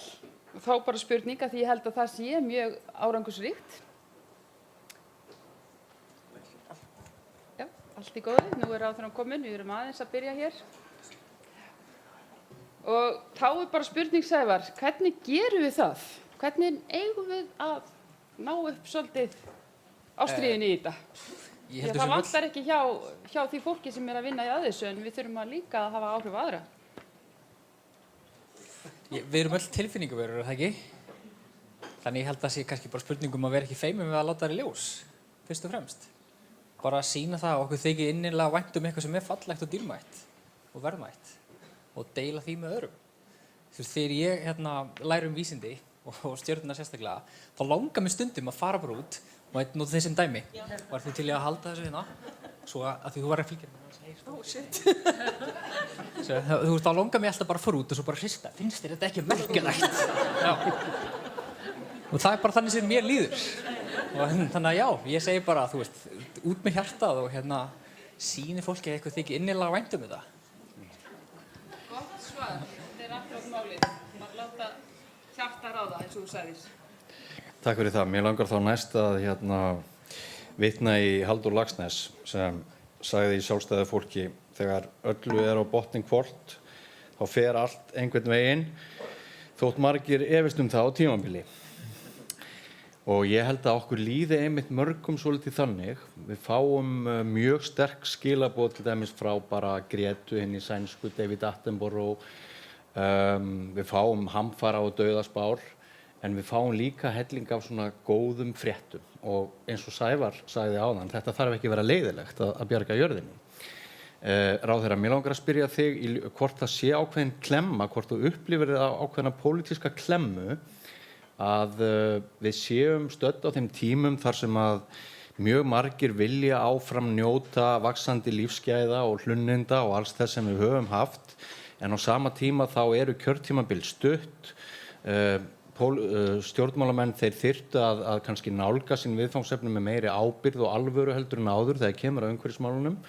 Mér langaði að fá þína skoðun á því hvort þú upplifðir í ljósi þess sem framansagt þitt hlutskipti sem umhverfisráðherra sem að einhverju leyti erfitt að er brýnt að setja íþyngjandi kvaðir á borgarana og kemur því framkvæmt í því andrúmslofti sem pólitíkin Já, spurningin, hún snýst kannski svolítið skammtíma og langtíma málefni. Ég vil hreinlega meina það að starf umhverfisráðherra starf ráðherra sem að starfar að framtíðarmálum og ég náttúrulega bara vanur því að hugsa til langs tíma þegar í þeim störfum sem að ég hef starfað í sem eru öll á vettvangi umhverfis- og náttúruverndar. Og það í sjálfu sér breytist ekki þó svo að maður komi inn í ráðuneyti eða verði ráðherra. En maður þarf að í rauninni að gera sér grein fyrir því að maður sjálfur hefur kannski stuttan tíma. Og ég veit ekki hver meðaltími umhverfisráðherra en hann sennilega frekar lár meðað við mörg önnur ráðuneyti. Segjum að maður hafi 3 til 4 ár. Þá þarf þú að nýta þessi 3 til 4 ár til þess að koma málefnum í gang sem að skila einhverju til langrar framtíðar. Og þar vitna ég bara í inngangsorðin mín áðan, þar sem ég var svona svolítið að fara yfir nokkur af þeim atriðum sem við þurfum að vera stödd á árið 2025 og 30 og 40. En það byrjar í dag. Og það málið og það sem að líka hefur gerst meira varðandi umhverfismálin að það sem að áður var kannski ennþá lengri framtíð, það komið miklu nær okkur. Sem að þýðir það að það kannski orðið auðveldara að eiga við það inn í einhverjum dæmigerðum 4 ára síklusi stjórnmálana. Sem að ég reyndar, ég myndi segja, ég upplifi þetta hvoru tveggja, bæði að fólk hugsi í svona 4 ára síklum, en líka til lengri tíma. Við erum að tala eins og 4. iðnbyltinguna, við erum að tala heilbrigðiskerfið og svo marga aðra málaflokka sem að eru og krefjast langtíma hugsunar. Og mér finnst skilningurinn á því hafa aukist mikið. Þannig að, mér finnst þetta ekki rosalega erfitt að vera í þeirri stöðu að hafa kannski 3 eða 4 ár, skulum við vona, eða ég vona allan, ég veit ekki með ykkur, og síðan að þurfa að nýta þann tíma bæði til þess að láta eitthvað gerast í dag, en líka að það sem við gerum í dag skila árangri eftir 20 til 30 ár. Og kannski bara aðeins að lokum varðandi þetta, krafan líka orðin miklu meiri, að daginn sem að þú stígur inn í eitthvað starf sem að þér ætlað að gera eitthvað í, hvort sem að það ráðherra eða eitthvað annað, þá áttu að skila árangri. Og það eitthvað sem að ég held að við öll finnum á okkar skinni og reynum eftir okkar bestu getu að uppfylla slíkt. En helst samt í gær, og ég sjálfur alveg ekki ósaklaus af því að ætlast til þessa fólki.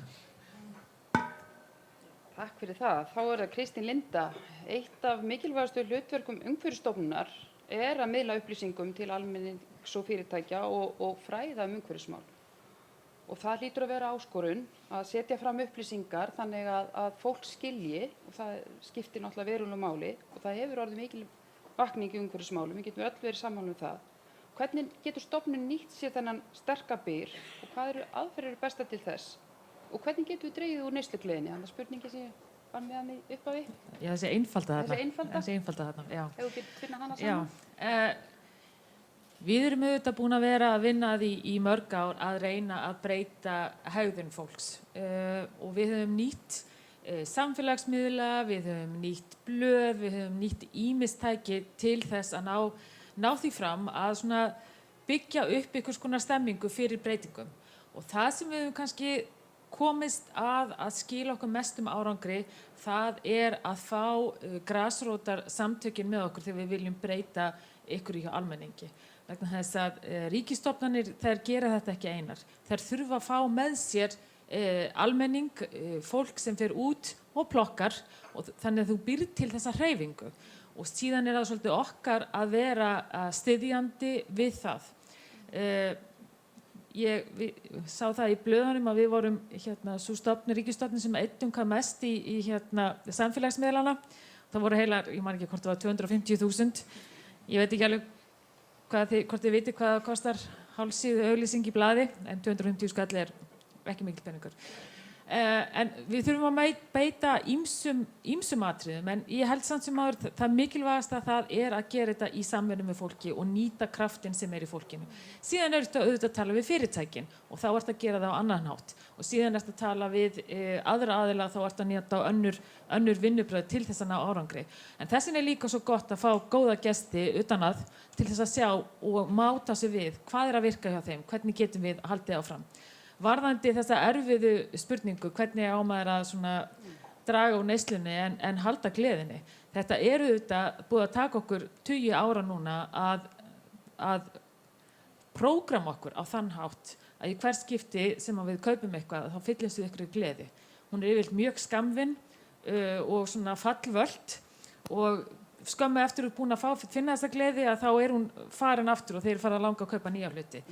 Við þurfum að aftengja okkur frá þessu og við þurfum að gera það á mjög skömmum tíma. Og það gerum við auðvitað bara svolítið með okkur sjálfum, en líka til þess að fá aðra til þess að minna okkur á það. Og ég held að ef maður stendur upp og segir, ég ætla ekki að kaupa nýjan hlut í heilan mánuð, og þú segir það við fólk, það eru miklu meiri líkur á því að þú munir standa við það, heldur en ef þú bara muldrar með sjálfum þér. Ég ætla nú að fara að draga á neyslu eins mikið og hægt Segðu öðrum frá því hvað þú ætlar að gera, þá stendur við það. Já, gjörðu svo vel. Stutt, af því að pælið öllum þessum hlutum. Ég veist líka að við ættum undirstrika við fólk almennt allar þessar jákvæðu hliðar á þessum breytingum sem við erum að gera og líf okkar í það að vera vistvænni. Kannski ekki nógu duglega að tala um það, bara látið að flakka á samfélagsmiðlum að þeir eru að hjóla því ykkur líður betur, sofi betur. Talandi um hið jákvæða, það svolítið mín upplifun að þegar við erum að kannski birta einmitt á Facebook einhverja fréttum plastumbúðir þá kemur kommentum helvítis álver. Og það svona slítið svolítið úr samhengi og svolítið erfitt að tala um litlu hlutina stundum. Elva Rakel, þú stýrir sviði sem í töluverðum kontakti við almenning. Hvernig gengur að fá fólk til þess að skilja að margt smátt gerir eitt stórt? Að mínum mati þá gengur það nú tiltölulega vel, vegna þess að fyrsta lagi þá fólk yfirleitt miklu tilbúin þess að gera eitthvað lítið heldur en eitthvað mikið. og það vil nú þannig til að eitthvað sem lítið, þú veist hvað lítið, það líka mjög abstrakt Þetta bara einn plastbolli, sagðu 20 milljón manns á hverjum degi í heiminum Þannig að litlu hlutir skipta líka máli og þeir eru líka stórir í stóra samhenginu. Og ef við getum líka ekki breytt þessu litla, þá eigum við bara í tölulegum vandræðum með þetta stóra Þetta eins og að segja, ég get ekki sparað 100 skall á mánuði, þá bara tekur þið ekki að spara 10 skall á mánuði.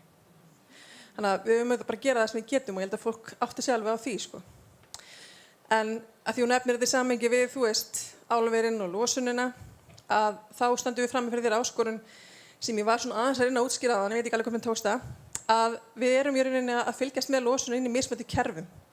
Þannig að þó að losunin sé vissulega stór frá ákveðnum hlutum af þessum kerfum, þá eru þau í rauninni utan okkar áhrifasvið. Þannig að jú, við getum haft áhrif með neyslun okkar og þannig skapa kannski minni eftirspurn, en til dæmis eins og viðskiptakerfum losun, það bara inn í ákveðnu samevrópsku kerfi sem að sér að þar verði menn að grípa til einhverja aðgerða til að draga losun hjá sér. En síðan erum við skuldbindingar sem eru á beinni ábyrgð á stjórnvalda inn í rauninni öðrum hring. Og þar fullt af hlutum sem eru bara litlir ef þú skoðar það í samhengi við heildina, en eru bara mjög stórir og mjög stórar áskoranir ef þú skoðar það inn í þessum eina hring. Þetta allt afstætt, maður verður að hugsa hvaðan ég að horfa. Þannig að það að ætla að draga úr losun 29% inn í þeim hring fyrir árið 2030, það bara tölur áskorun og við þurfum alveg að taka það alvarlega, það mun ekki gerast að sjálfu sér.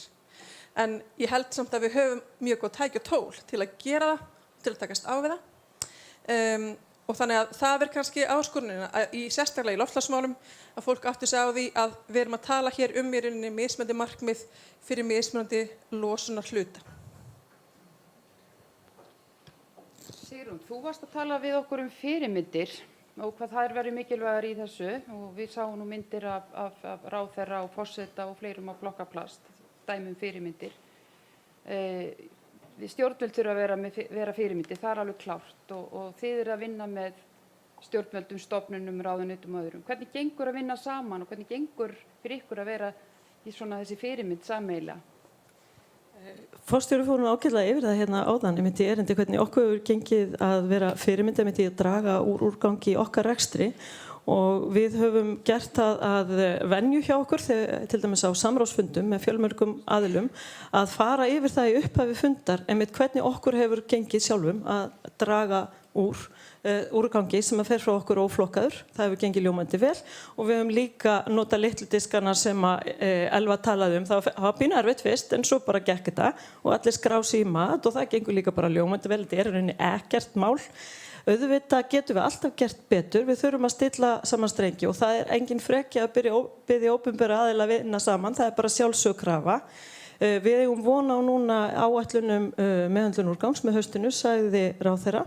Ég á vona því líka að atvinnulífið taki því fagnandi þegar við keyrum lengra áhættumat fyrir eftirlit sem að miðar einmitt að því að taka mið af því hvernig fyrirtækin eru að standa sig. Að þá mun það borga sig. Ég held líka rétt eins og að þegar við leggjum stíga í náttúrunni að þá notar fólk þá og ef við leggjum upp fyrir almenning alls konar aðgengilega lausnir að þá verði það notaðar. Kannski við grípum, eða bjóðum þér Ólafur að grípa þennan bolta með stígana. Við höfum öll undrast í rauninni af hverju Ísland sprakk ekki á því að taka við öllu þessu fólki sem við höfum tekið við. Margir hafa sagt að það hljóta hafa kostað eitthvað í náttúruvernd og öðru slíku, en hvernig hefur þú upplifað það hvernig okkur hefur tekist til við að bjarga Íslandi frá ágangi seinna ár? Já, ég held að okkur hafi tekist nú ansi vel til. Ég held að við höfum það sem hefur gerst núna allra síðustu árum, við höfum fengið náttúrulega gríðarlega mikið fjármagn og skilning hjá stjórnvöldum til þess að fara í mikilvæg verkefni, margföldun í landvörslu, margföldun í fjármagni til framkvæmda og uppbyggingu innviða og það það sem held ég að skila líka okkur þessum stóra árangri og ég held að sé komið, við séum miklu betur í stakk búið núna, við vitum miklu meira. Við erum farin að taka miklu kerfislegra á hlutum með því að mæla ástand friðlýstra svæða. Við tökum út ástand friðlýstra svæða, gerum síðan plön það hvernig við ætlum að bregðast við, sækjum við fjármagn, upplýsum sveitarfélög, ráðuneyti og aðra hvernig þetta ástand er. Við höfum jafnvel farið til að loka svæðum eins og ég nefndi áðan ef að illa fer. Þannig að við erum með verkfæri og við erum með fjármagn og við erum tilbúin. Mætti maður segja vel heppnuð björgunaraðgerð? Ekki spurning. Við erum kannski að tala okkur inn á það að tími okkar sé á þrotum eða eitthvað. Það er svona að líða því, það er spurning hvort að þú viljir taka eina lokaspurningu á ráðherra okkar. Já. Eða leyfa honum kannski að segja eitthvað loka orð. Já, kannski væri það bara... Ég er með... Myndir þú vilja bæta einhverju sérstaklega hérna við sem að... Ég geti kannski flutt bara ræðuna mínu aftur. Sko, ég er reyndar með eina spurningu fyrir Sævar sem ég langar til þess að biðja hann að svara. Og hún sko varðar það að hann sendi okkur þennan tón í sjónvarpsþáttunum sem er ágengari heldur en flesta til dæmis fjölskyldur heimistofu hafa áður fengið í gegnum Íslands sjónvarp varðar umhverfismál. Við vitum af börnum sem núna spyrja foreldra sína, pabbi, mamma, mun ég deyja eftir 20 ár. Við vitum af einhverju fólki litlu fólki sem sefur illa vegna þess að það hefur horft á þessa þætti. Það þýðir ekki að það hafi ekki verið rétt að gera þessa þætti og það hafi einmitt ekki verið mjög mikilvægt að gera þessa þætti vegna þess að líf í bómull er sennilega ekki gott líf. En mér langar að spyrja þig og kannski þig hérna í lokin ef þú myndir vilja segja eitthvað þetta, hvort við þurfum að hnýta einhvers konar nýjan siðferðislegan sáttmála í það hvernig við tölum umhverfismál, heiminn og hvaða skilaboð við sendum til dæmis ungu kynslóðinni. Mér finnst bara að vísindamenn yfir höfuð eiga að tala tæpitungulaust og segja okkur hlutina eins og þeir eru án þess að fegra það eitthvað. Þegar ég var lítill þá lifði ég ósonóttan og það hafði áhrif á mig. Það bara kom ekkert í grein að mamma og pabbi myndu fá að kaupa eitthvað hlutin á heimilið sem að ylli eyðingu ósonlagsins. Þannig að fyrir mér, hræðsla vissulega virkjandi fyrir marga, en fyrir marga það svona frekar flótti. En þegar ástand eins og núna og á bara eftir að versna því við erum ekkert að stefna í 2 gráður heldur svona nær 3-4 gráðum og alltaf þegar við skoðum jarðsöguna þá það bara þvílíkur hörmungar fyrir heiminn. Þannig að við þurfum bara gott spark í rassinn og smá svona slátt utanundir, myndi ég segja. Og bara hlutverk vísindamanna segja hlutin eins og þeir eru en ekkert vera að fegra þá. Það hlutverk pólitíkusuna en mummi kannski ekki á þeim mótnótum sko. Mummi kannski sérstaklega þetta með siðferðið, lagarammar einir og sér ef þau vil duga ekki. Nei, ég tek undir með Sævari að sannleikurinn sagna bestur. Ef að við stöndum frammi fyrir viðfangsefni, nú ætla ég að orða þetta öðru sig, þegar maður stendur frammi fyrir vandamáli, þá þarf maður að skilja út á hvað vandamáli gengur og hversu alvarlegt það er. Það hins vegar hægt að setja lausnina á vandamálinu fram sem viðfangsefni. Og það held ég að sé mjög mikilvægt og í allri þeirri umræðu sem að núna hefur átt sér stað, ekki síst í kringum loftslagsmál og framtíð jarðarinnar, bæði í gegnum verkvöllin og þessa frábæru þætti sem að Sævar og félagar eru með, að þá finnst mér mjög mikilvægt og það mitt starf, að það að reyna að sýna vonarglætuna. Og hvernig gerir maður það best? Maður gerir það best með því að koma til framkvæmda aðgerðum sem að skipta máli. Og mér finnst það mjög siðferðislega röng umræða, umræða kannski ekki siðferðislega röng, en við erum að stefna í siðferðislega ranga átt ef við ætlum að segja við Sævara þessa lands, hættu að segja mér hvað allt vont og slæmt, ef það raunverulega vont og slæmt. Og það á alveg sama hátt, væri það þá siðferðislega, væri við ekki að færast í góða átt siðferðislega ef að ég og aðrir í mínum störfum myndu ekki taka við boltanum og láta hlutina gerast. Það mitt verkefni og okkar allra náttúrulega sjálfsögðu. Og þess vegna hef ég í þessari umræðu reynt að sjá til þess að það aðgerðir sem að við erum til dæmis að smátt og smátt að setja út í kosmósið í loftslagsmálunum, að þær fái mikla athygli og að fólk skilji að það sé verið að takast á við viðfangsefnið og þannig að lækna og takast á við vandamálið.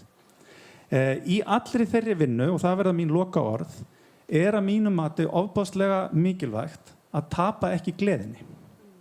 Vegna þess að gleði og húmor og bjartsýni eru vopn sem að við verðum að nota til þess að ná árangri. En á sama tíma verðum við að gera okkur grein fyrir því að grafarvarlega hluti að ræða.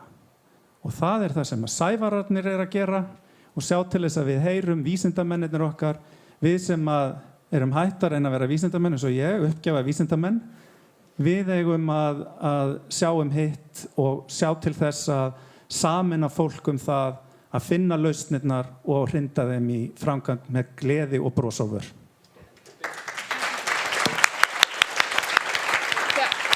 Þakka ráðherra fyrir góð lokaorð og ykkur öllu sem voru hér í pallborði kærlega fyrir góðar umræður.